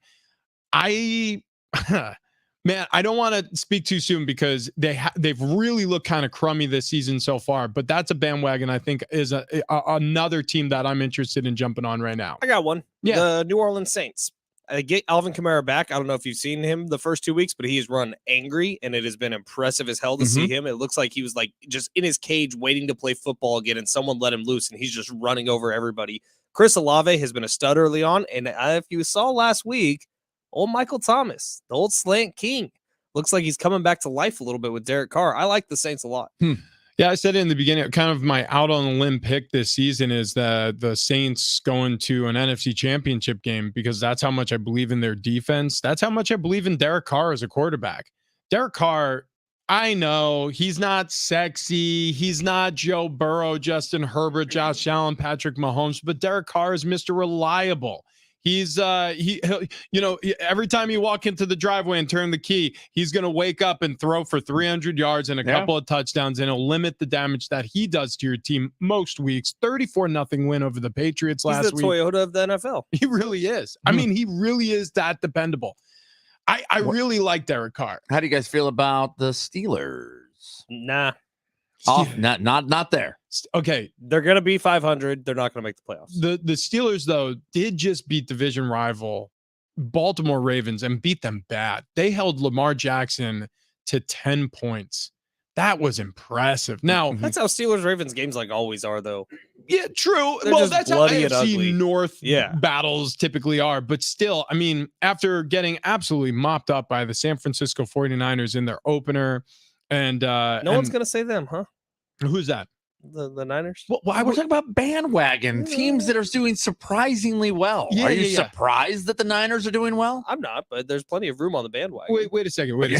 Again, I think you're misunderstanding like what we're doing here. No, I get it. That's why I said the Saints. Ben does not understand the assignment. Yeah. You said run of success. Well, 49ers have a run of success. Surprising teams. Surprising. Yeah, that's why I said the Denver Broncos and the New Orleans Saints. But the Broncos are not having success. I know.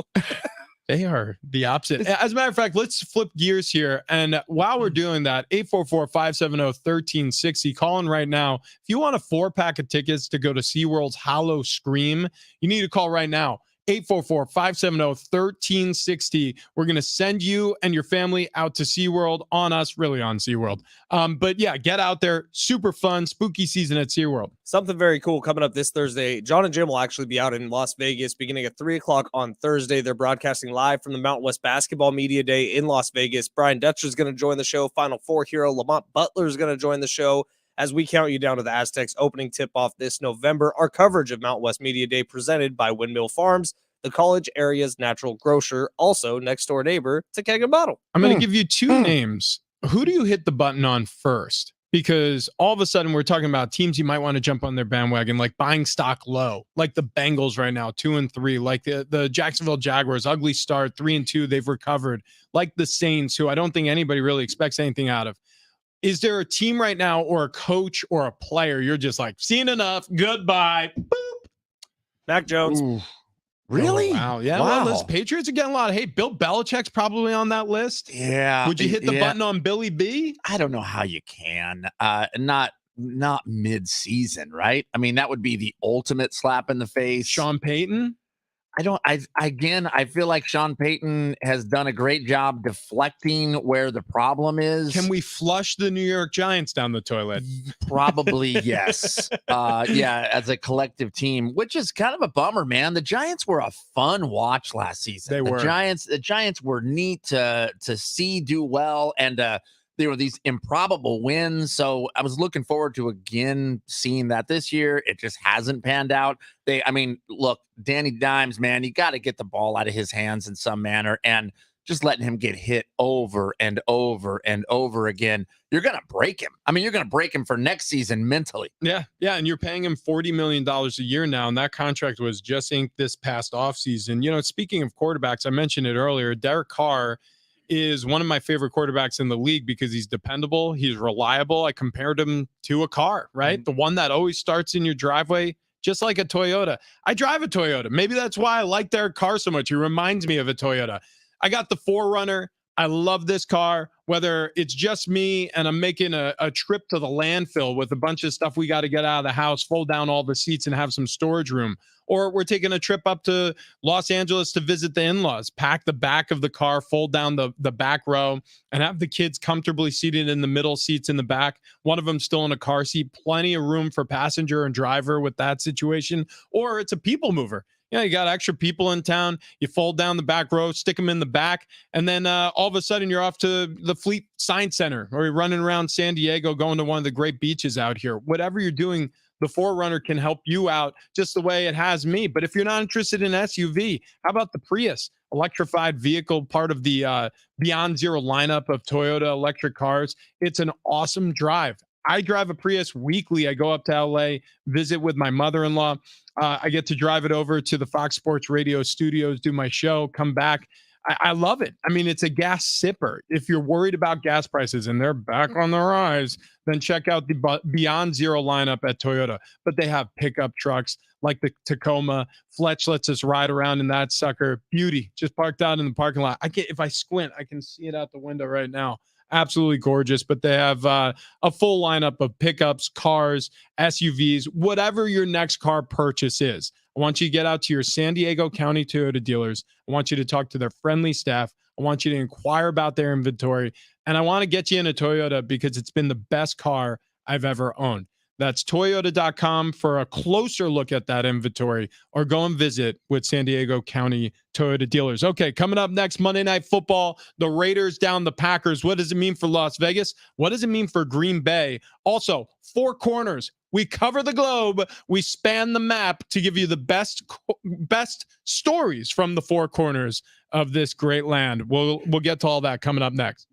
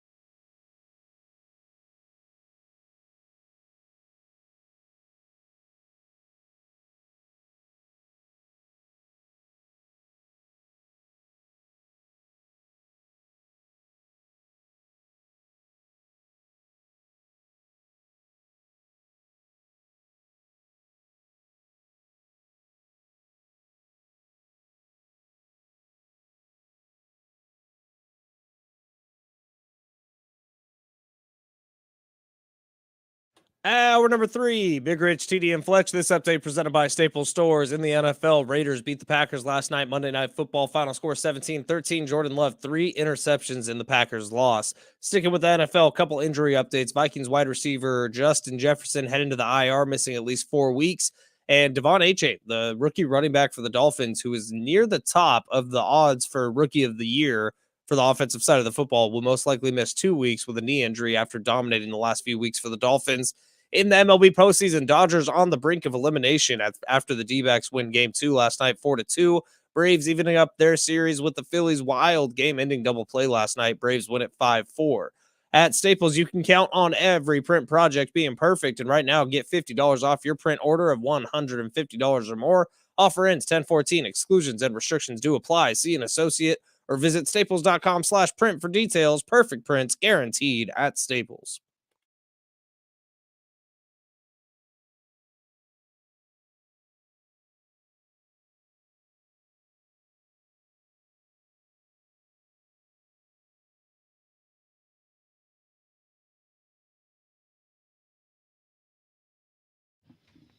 Yeah! Woo!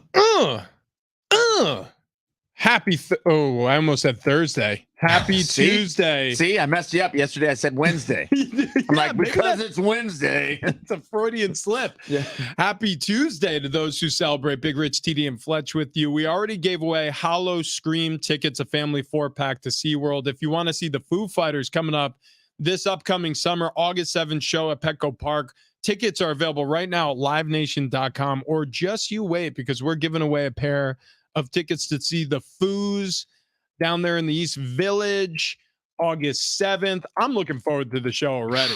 I mean, we are months and months and months away. Yeah. These tickets are selling fast, though. So if you want to win them instead of going and purchasing them, just you wait. We'll get to that. Also, we had Thursday Night Football. Also, the Dodgers lost last night. So all in all, you did it again. Yeah. I did it again. We had Monday Night Football. Dodgers did lose on a Monday Night Baseball. Listen, I get it. I understand. I will. Now the series goes back to Arizona. Barcart Friday tomorrow. Yeah, we got spirits and drinks coming in. Can't wait for that. My brain is fried. Don't worry. It's brought to you by Keg and Bottle, 10 locations all throughout San Diego County. Barcart Wednesday sounds pretty good too. Actually, could we do a Barcart Tuesday? Yeah. I'm just going to wheel in a bunch of whiskey and we will finish this show the right way. We're all slap happy. I don't think anybody slept particularly well the past 2 nights. Ben was up all night. Fletch, he was up. I don't know why. Well, Mondays are tough because Sunday nights are late. But last night I didn't sleep well either. So a little groggy. What do you got going on there? Sarah, my wife, has been sending me bar carts. She's like it. Yeah, right? She's I like it. Come on, you should get one of these. I'm like, yeah, no problem. Yeah. What do we got? This one looks like it's made of gold. Yeah, that's right. It's gold. I'll tell you what, we go 50 a piece. That's done. I'm pretty sure I have that exact bar cart at my house. Bring it in. What are we talking about here? I did just clear it off because of the puppy. I didn't want him to knock off anything. Really quick, we'll get to Raiders. We also got to get a couch in here. We do need a couch. We have so many things on the list. Actually, I'm going to write that down. Put it on our whiteboard. Yeah. Oh, yeah. We got 2 of those. Yeah. 3, actually.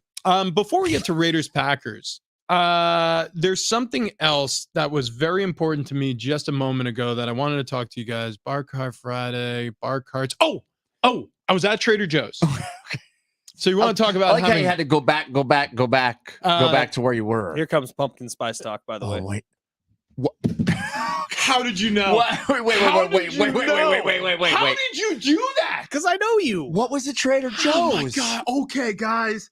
Hold on to your asses. This is insane. Kevin Acey, if you're out there listening right now, just turn the radio down for a sec. No. That man does not like pumpkin spice. No, because he doesn't know. Has he have a cold brew before? Okay. Have you had the pumpkin spice cold brew?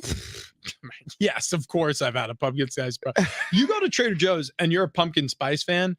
It's like nothing you've ever experienced before. Everything is pumpkin. Everything is pumpkin at Trader Joe's. They make pumpkin cereal. They make pumpkin ice cream cones that are covered in chocolate. It is my favorite place to go. I'm waiting online. Okay. Okay. I'm waiting in line. Sorry. I'm waiting. Yeah. I was just that correct. didn't sound wrong to me, and somehow Fletch heard that. You New Yorker. Yeah. I'm waiting online. Okay. And I looked over at the booze section and I was just saying, I'm a little bored. That's how my mom talks. Okay. And I'm looking over at the booze section and I'm like, what the hell is that on the bottom shelf? There's something over there.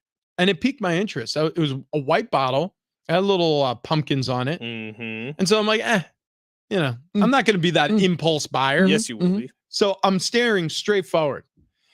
I go to the checkout line. My phone's dead. I'm going to pay with Apple Pay. Can't pay. Got to go back to the car. They're holding my cart. They're holding it ransom.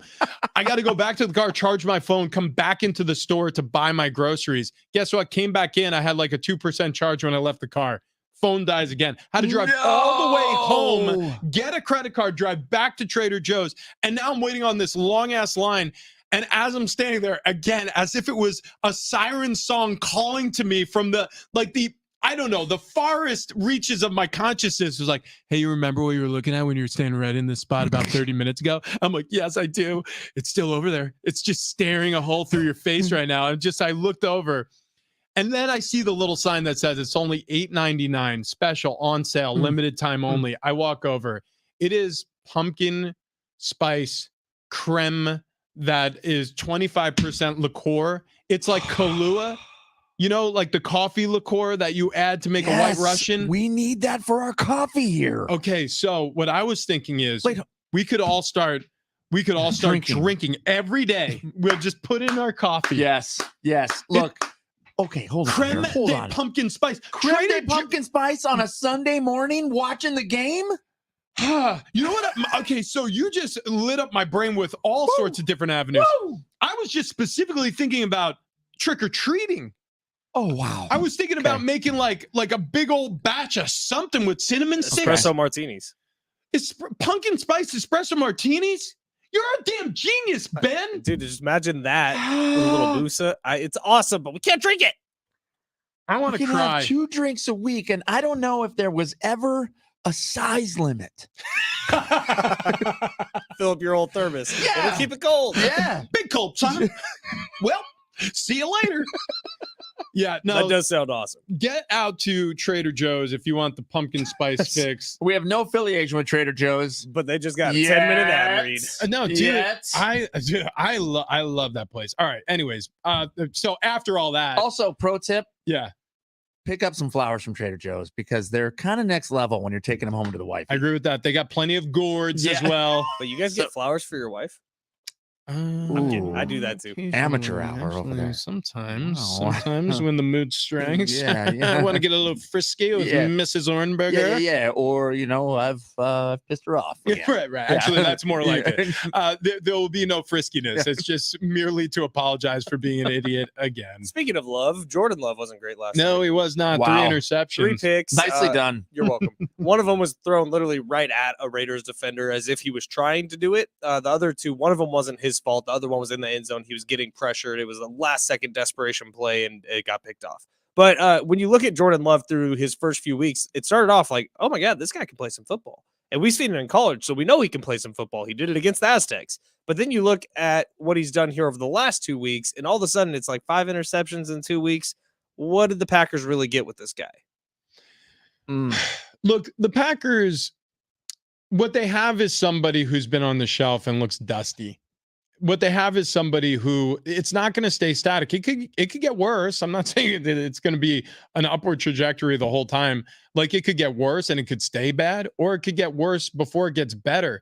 Like life doesn't work like the stock market in straight lines, right? Sometimes a little lower this day and sometimes a little higher. But as long as the trend is heading in a direction that you want it to head in, which is mostly an upward trajectory, well, then you're fine. We just don't know yet. He looks like he hasn't seen a lot of football at this level because he hasn't seen a lot of football at this level. Last night was his 6th start. I mean, I qualify this as his rookie season. Yeah. You know? Yeah. And he looks like a rookie. He does. And guess what? Under pressure, which he was a lot, and it wasn't just from Max Crosby. Max Crosby had 4 pressures, 1 sack, but also forgetting the pass rusher who played across from him. And they're a little banged up on their defensive line right now. The Raiders are. But the edge playing across from Crosby had 4 pressures as well. So Yeah. that means you got sacked once, you got pressured 8 times just between those 2 players. Yeah. And then throw on top of it the rush and the push that was happening in the pocket. That guy was running for his life the whole day, looked uncomfortable the whole entire game. But if I'm looking at first impressions here of a rookie quarterback, I don't get the feeling of like, oh, this guy's a Hall of Famer. At least not yet. I mean, will he be an okay quarterback? Probably. I mean, he has moments of greatness. He has moments of, wow, that was totally standout. But there's just a lot of like, yeah, I mean, yeah, maybe he can be a game manager. I'll tell you, TD, I got the warm and fuzzies with Jordan Love when he was on the field with Aaron Jones, who gives you a great Right. option out of the backfield to throw to when everything else is going to crap. Right. Now, AJ Dillon is, I think, a good runner between the tackles, and he's big and strong and scary to tackle. But he dropped like 3 passes last night in the situation where Aaron Jones would have caught it and made a big play. Yeah. In the first few weeks of the season, when Jordan Love was looking pretty good, he had his check down guy. He had Aaron Jones. Now, last night, again, on that last drive where he threw the pick that ended the game, 2 really bad drops by 2 different Green Bay receivers. Romeo Doubs dropped one, and was it Musgrave? Is that the tight end? Yeah, Musgrave. Musgrave dropped one. Both of he's them a would have been pitcher. first downs. Both of them would have been able to go. That's very What- funny what? for people that know why. That is very funny. It's a bit inside. Is his first name Joe? Yeah. Anyways, the Packers have a long way to go because Jordan Love has a long way to go. Yes. You know, the receivers are still young, second year for many of the players that you just mentioned. And without Aaron Jones, who's a veteran out of that backfield, they do look different offensively. Defensively, I actually think that their run defense is real good. Their pass defense is coming up. If they can just get Jordan Love right, if he can get on the same page with his group of receivers here, who assumedly, if they love him, he's going to be working with for a very long time in Green Bay. And reports are that they do. Yeah. When you hear Mhm. Dobbs and Watson talk about Romeo, or when you hear them talk about Jordan Love, they talk about him like people would talk about their franchise quarterback. Like people talk about Patrick Mahomes, Joe Burrow, Brock Purdy. Yeah, I said that. So it's like there is a future here. It's just he's going to have to do it a little quicker than slower. They just look punchless. They just looked like a team that didn't have any pop. They looked like a team that couldn't answer. That was a winnable game. I mean, when you look at the final score, it's not like this was ever out of reach for Josh McDaniels handed it to them at one point. Right. There were a couple of instances where the Packers could have capitalized off of bad decisions by Josh McDaniels. And, you know, we spoke to Vinny Bonsignor about it earlier today. He was on the show in the 6 o'clock hour. And he said a lot of people are really attacking Josh McDaniels and his coaching style and some of the issues that have come up as a result of his decisions. He was like, but overall, isn't the team playing better? And the answer is, yeah, sure. But against a better team, the Raiders lose that game. For sure. I mean, there's no question about it. So I don't know. Like I said, things aren't static. Things get worse and then improve. Sometimes things get really good and then go really far downhill.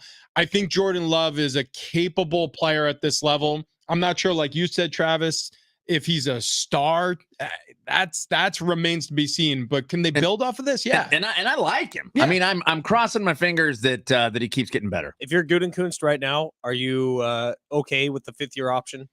I Because this is year 4. Yeah. I would want to see more. I would want to see more. I would want to get to the trade deadline first, because maybe if you're thinking, we'll move off of them, especially if the record starts going downhill, we'll see what happens. But yeah, not yet.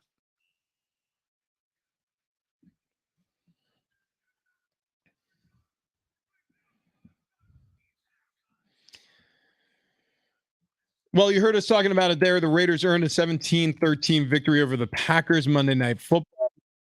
Biggest story, the defensive end, Max Crosby, who just a game wrecker. He forced Jordan Love into 3 interceptions. He had 4 pressures, 1 sack, 3 run stuffs in the victory for Las Vegas last night. Dominant performance there. We also had NLDS Major League Baseball last night, postseason action.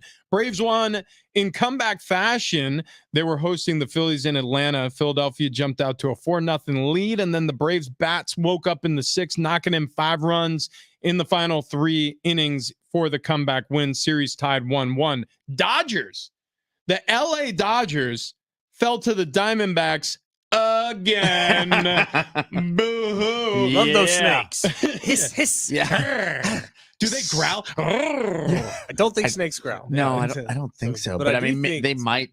No. Maybe they play a growl on 3rd downs. Arizona Arizona growling snake. Wait, what? We just had something whispered in our Hold on, ears let me by really That's true. fact check Benjamin that. Fletcher, good old How Fletch. many, Yeah, let's see if that's accurate. is By the way, yeah. that So the Dodgers now trail 2-0 in this series after the 4-2 loss against the Arizona Diamondbacks. Yeah. That's where we're at. That is accurate information. That's a really Fletch. great spot to start 4 Yeah, quarters. snakes and lizards have 2 appendages.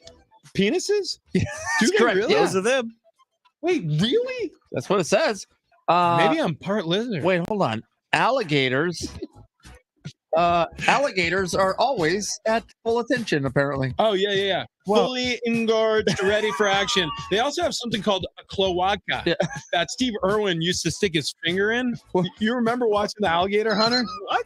Yeah. Wait, Yeah. Wow. The alligator hunter, Steve Irwin, it's like that. It's not exactly that. Yes, I remember Steve Irwin. He was like my dad. It's like a, I don't know, it's like a pouch Steve that holds, Irwin raised me. it's like a pouch that holds everything. While Papa Fletch was out playing golf. Rocky, there's a wombat. We're going to go molest him. R.I.P. King. Yeah, we love you.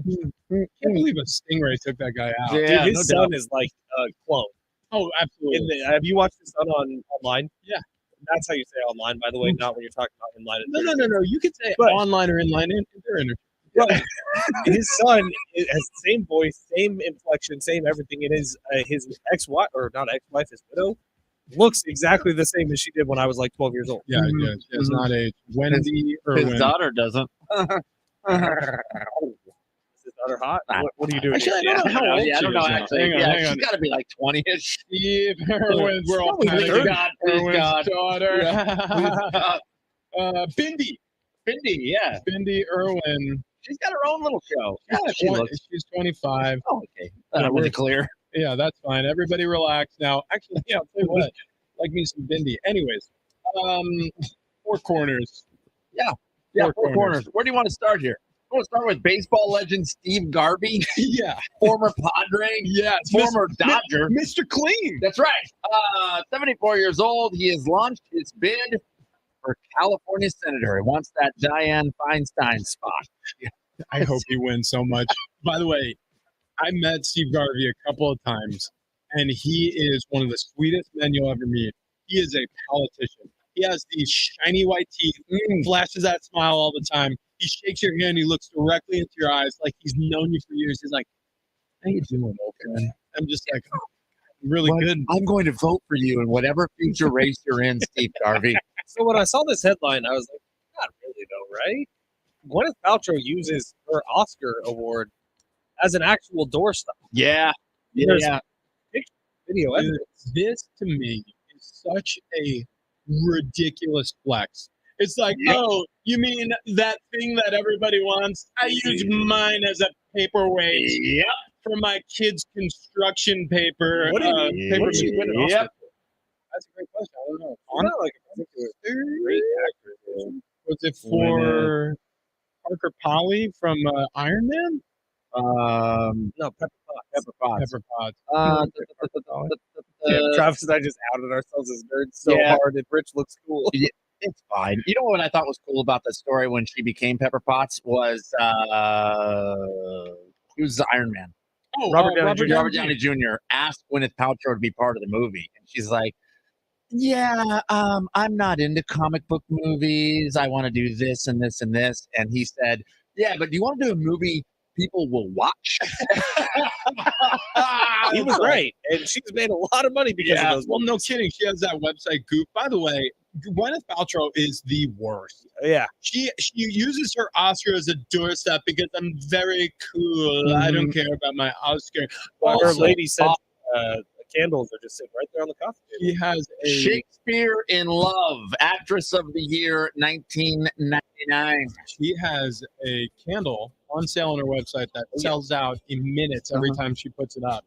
That apparently smells like her lady parts. It's called her lady part. Is it really? It's called My Virginia.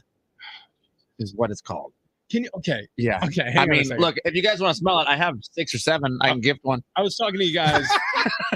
talking to you guys about how I was at TJ's. No, you don't. I do not. Right Not at the cash register, there was pumpkin spice candles.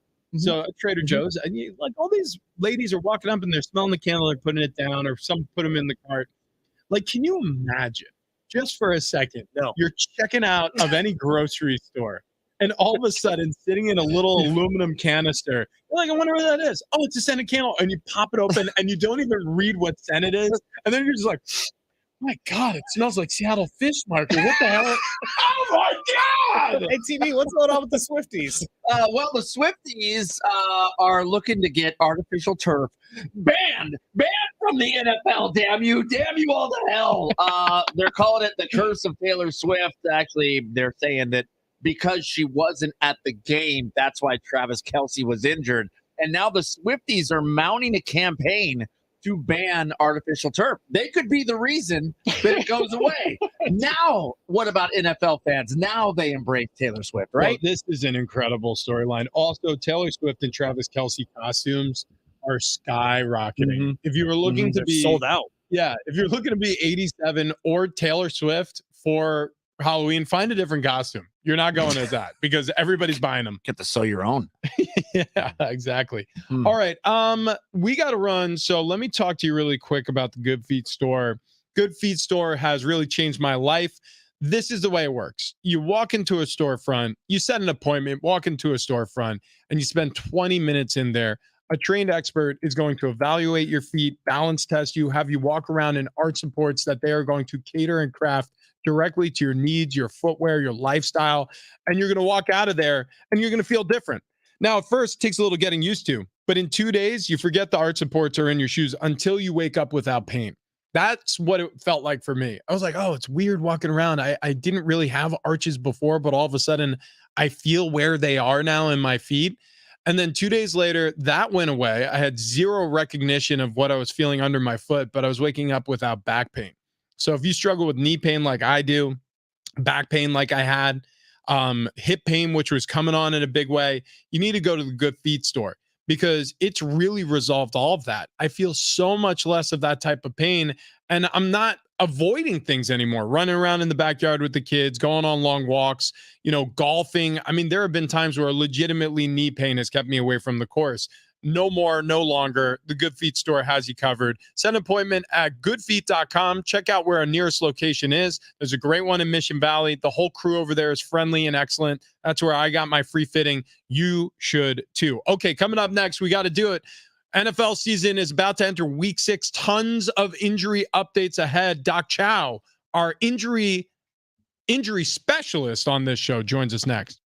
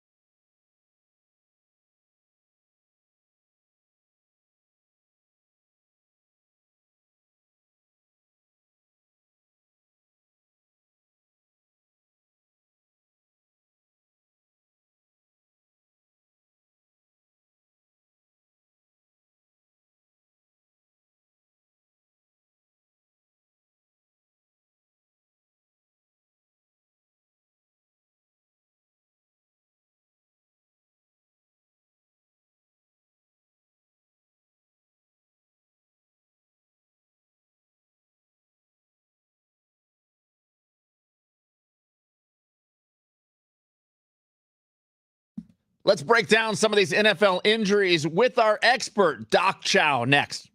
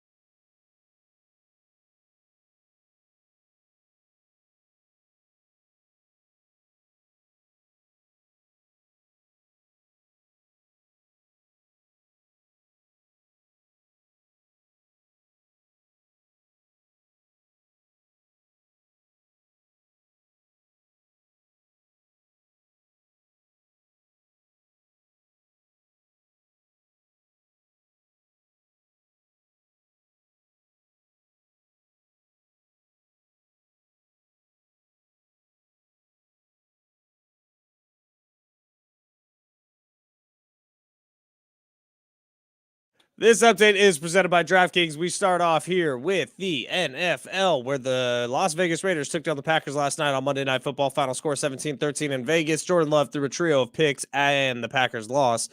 Sticking in the NFL, a couple of injury updates. Vikings wide receiver reigning OPY, Offensive Player of the Year, Justin Jefferson. He's going to miss 4 weeks with a hammy. And Devon Achane, the rookie running back for the Dolphins, will miss 2 weeks with a knee injury after dominating for the last few weeks for the Finns.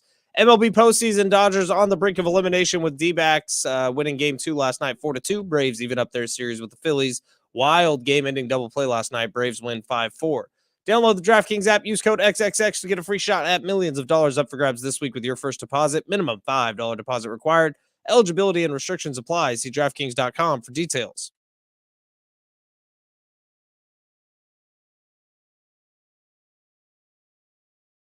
It's Big Rashidi and Fletch. It's San Diego Sports 760. We have confirmed it is Tuesday.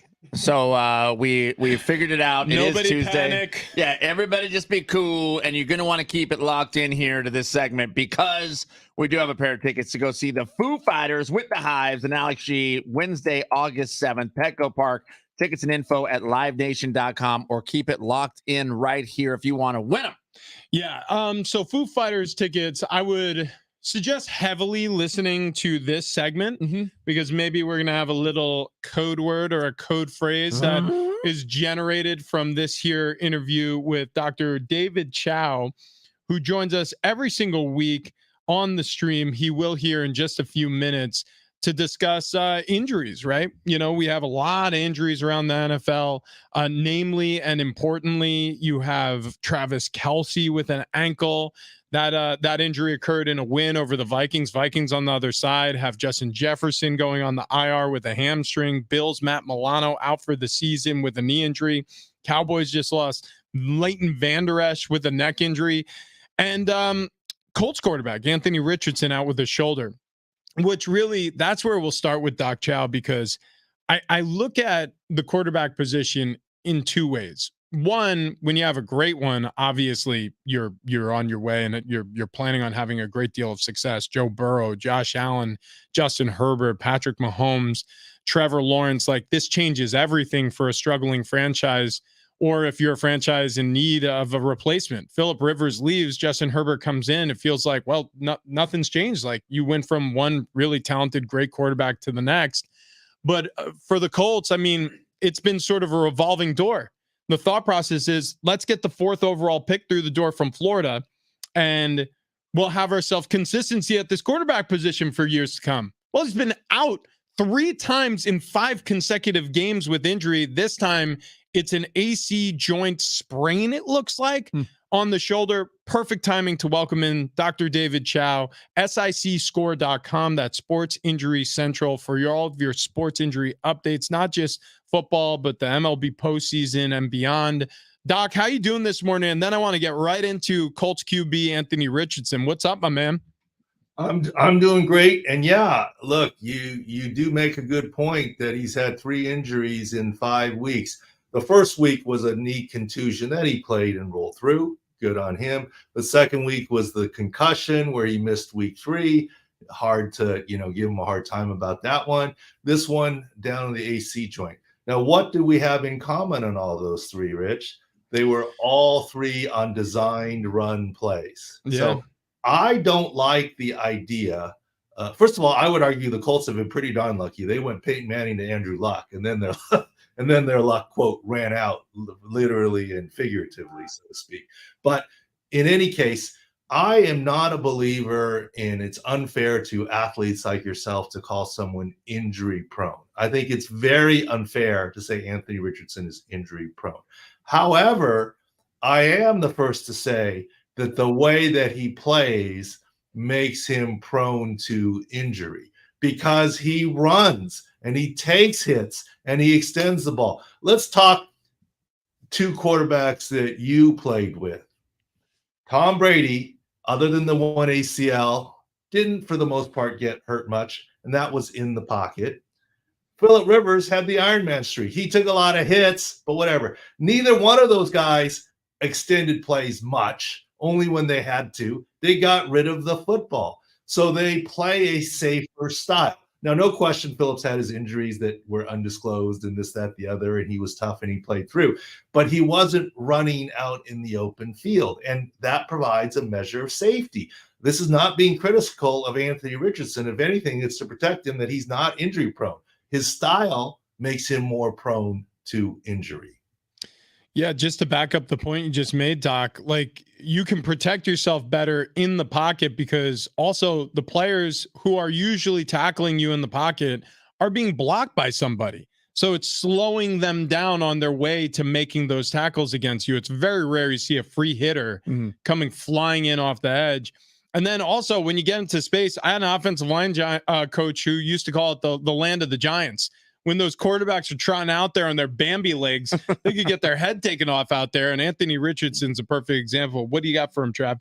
I'm going to take a look at Travis Kelce's ankle, man. Out in the open field, looks like he rolled that thing a little bit. What do you think? I mean, is it possible he is out a week or 2 with this, or is it something he can come back with right away? I know he came back in the game, but something tells me there was quite a few injections there.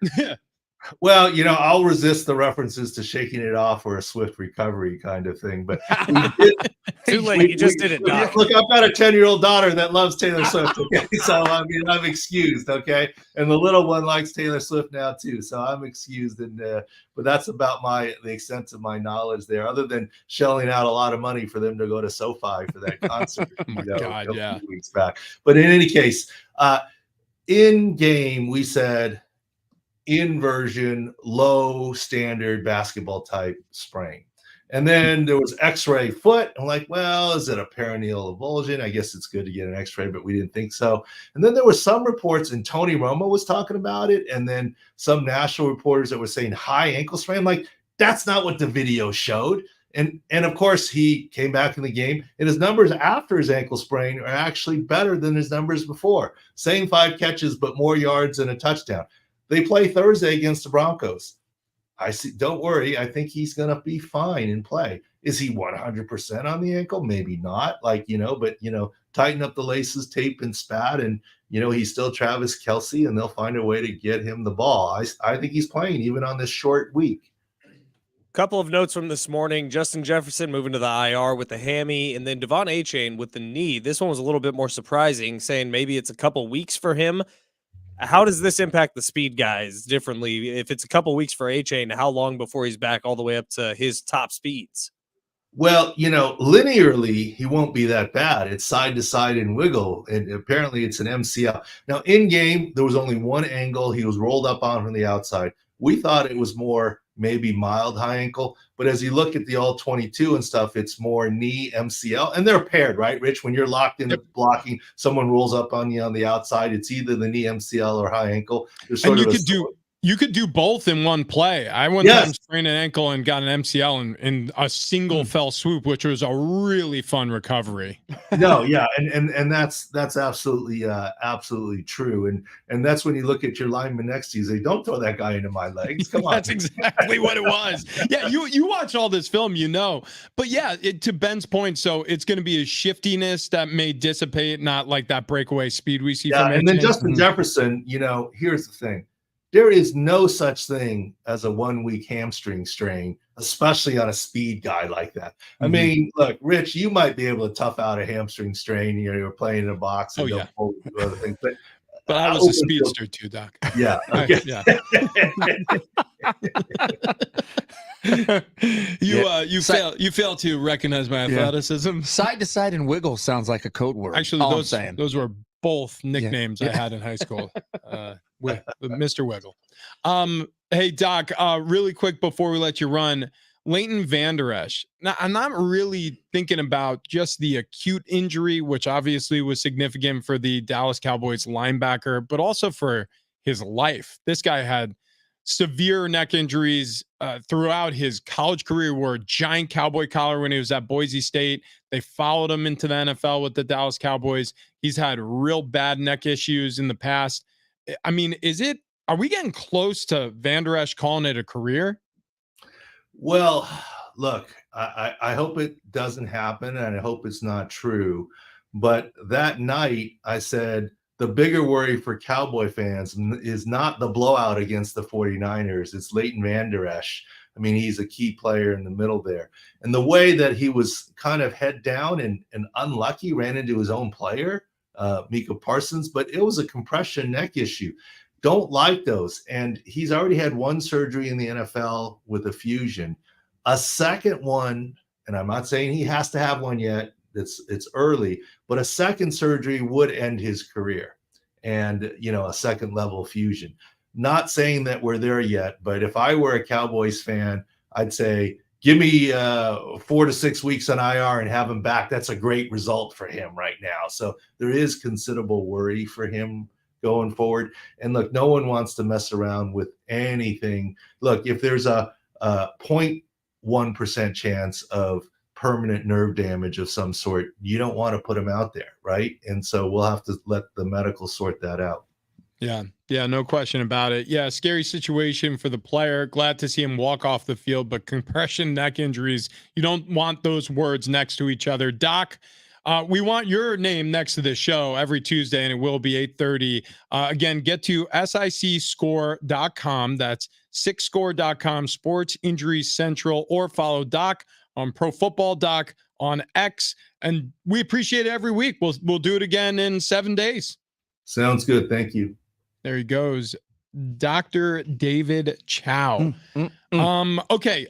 Speaking of wiggling, I'm wiggling into some clothes that used to not fit.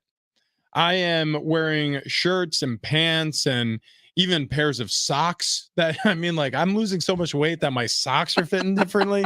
I didn't know your foot could be fat, but apparently mine was. Had a couple of LBs to lose in the old, the ham hocks. Not anymore. No. Looking real trim. Real good. Foot model status. That's right. Yeah, I'm going to start posting them online. And it's all thanks to sdfatloss.com. They made me a millionaire. Yeah.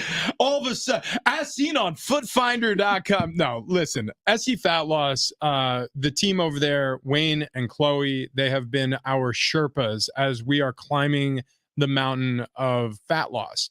I am down 34 pounds in 4 weeks and 2 days.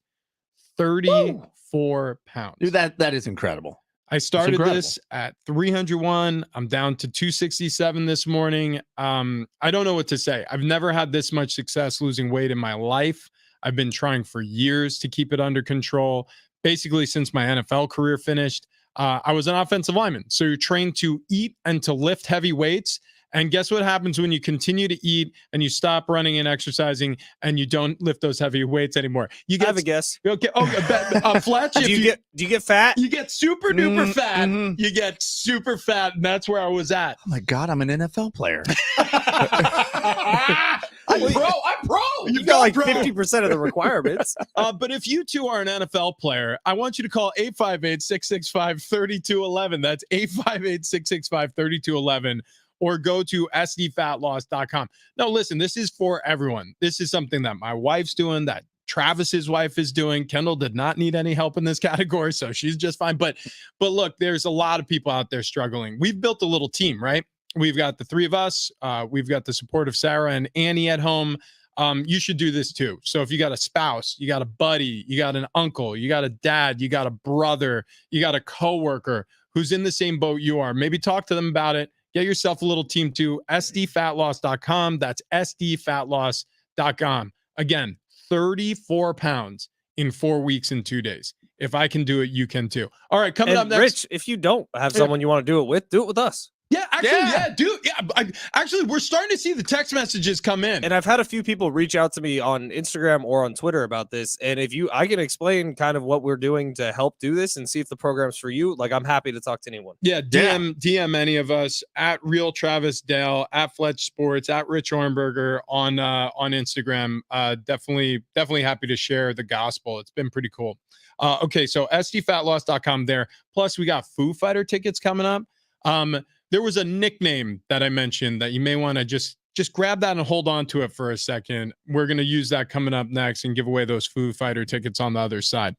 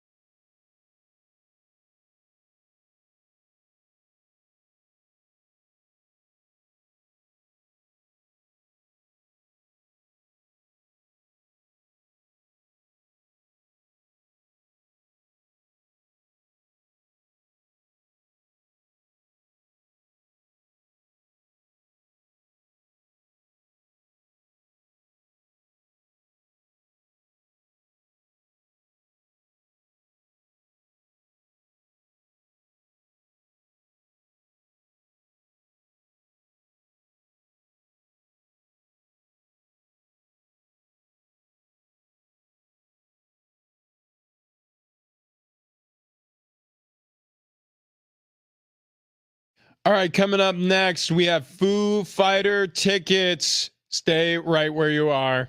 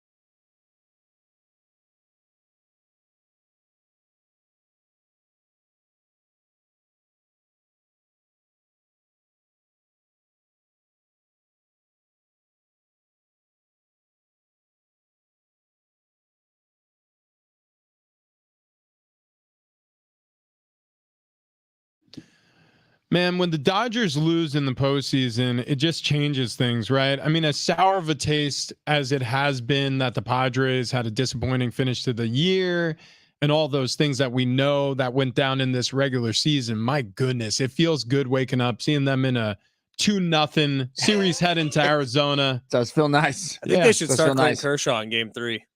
They might. They I might. know they might. We have a lot of app listeners, the free iHeartRadio app. You want to make sure you have that downloaded to whatever device you own. That way you can listen to us wherever you go. Seamless transition from the car to the workplace to the gym. And you want to be listening or you want to call in, actually. 8:55? 8:55. Okay. So at 8:55, all you have to do is remember what I said during our Dr. Chow interview. My nickname was in high school. And if you have that code phrase, you call in at 8:55, you win Foo Fighters tickets. It's that simple. So again, we understand that the app is on maybe like a 20-second delay sometimes. So we want to give everybody opportunities to win great prizes on the show, which we have every single week. This entire week, we're giving away Hallow Scream tickets at SeaWorld San Diego, Foo Fighter tickets for their show August 7th at Petco Park. Go to livenation.com right now for tickets and information, or just call it 8:55 with that code phrase and you win the Foo Fighter tickets today. Shiny Smiles Veneers did a survey. They surveyed over 1,000 Americans to find the most hated Halloween candy. You know what tops the list? Ooh, 36% of people said that this is what they Almond hate Joy. receiving. I'm going to say Whoppers. Both you guys are both way off track. Okay, here. hang on. Let's think about it, Ben. Wait, candies that suck. Candies that Okay, suck. and I'll give you a hint. The nickname for this candy, especially back east, back east, is chicken feed. Chicken feet. That helps me zero. Chicken feed. Oh, chicken Feed. feed. Is it candy corn? Oh, no, candy corn. Candy That's what corn. J-Riff said. Yeah, candy corn. Son of a... Candy corn. Now, hold on here, because I'm gonna change the game on candy Wait, why corn. do people not like candy corn? It's Candy corn's kind of delicious. gross. It's kind of gross. No, it's Nobody great. likes candy. Candy corn. corn's awesome. It's gross. Wait a second. No. 50% of the room says candy corn's good. J-Riff just walked in Yeah, ahead no. of the Darren Smith show. He's No, no, giving no. thumbs down. No. Wait, what's Have your you ever had problem with candy corn? chocolate covered candy corn? It changes the game. Pumpkin spice Chocolate- covered's probably even better. Chocolate covered? Dude, No, I've you never had look one. like candy corn. You got What? this wide base. sort of narrow out as we go No, up. like an upside down candy corn. Yeah, that's right. Yeah. Yeah. It keeps getting wider as you go up. The Do people really not like candy corn? no, because it sucks. Does it not suck? The candy corn sucks. You know what's worse than candy corn are What? the pumpkins that are the same candy corn, but they're just larger. No, dude, it's just more candy corn in a bite. It's terrible. It's But you so want me to tell you how to good. make candy corn good? Wow. Mix it with dry roasted peanuts. It becomes a payday. Is that true? Oh wait, you mean telling like you. melt it down and mix it? just grab a handful. And just write down the old Yeah. trap? Yep. I do love payday. I'm telling you, dude. Paydays I'm are telling you, How it, could you it not? changes the candy corn game. I'm just saying. Okay, that's a great little tip. What does this list look like though? So candy corn comes at number 1. Yeah. So candy corn. I'll give you the top 6 most hated. Bit of honey, which I'll Stop agree calling. if they're There's hard. still 30 more seconds. A jawbreaker comes in at number 5 most hated. The atomic fireball is the number 3 most hated. Wow. This one, horrible take here on the number 2 most hated. Hot tamales. Dude, Hot that's- tamales also awesome. They Awesome. are Awesome. Thank you. Love hot tamales. What the heck is going Yeah. on here? Candy corn tops. I don't know. Branches, Number one's gotta- pumpkins. Number one's got to be the like mini Reese's Halloween. The ones, you most loved. The most loved are Reese's peanut butter Thank cups. you. Yeah. Easy. That makes sense. How- Pop those in However- the freezer. Come on now. Now, you know what? I'm telling you, the ones that are foil wrapped individual, the little smaller They ones, taste better. they taste better. They taste do. better. Yeah, the It's a peanut better butter to chocolate ratio. Oh my God! We are the same person. Oh my God! Did we just become best friends? Thank you, wanna Doc do Chow. karate Thank in you, the Vinny basement? Bonsignor. Thank you, Rich. Thank you, TD. Thank you, YouTubers, Texters, Hangers, Bangers, Roadies, Dogs. Go sign up for stfatloss.com. No, thank you, JRiff. All right. The herd is next. See ya.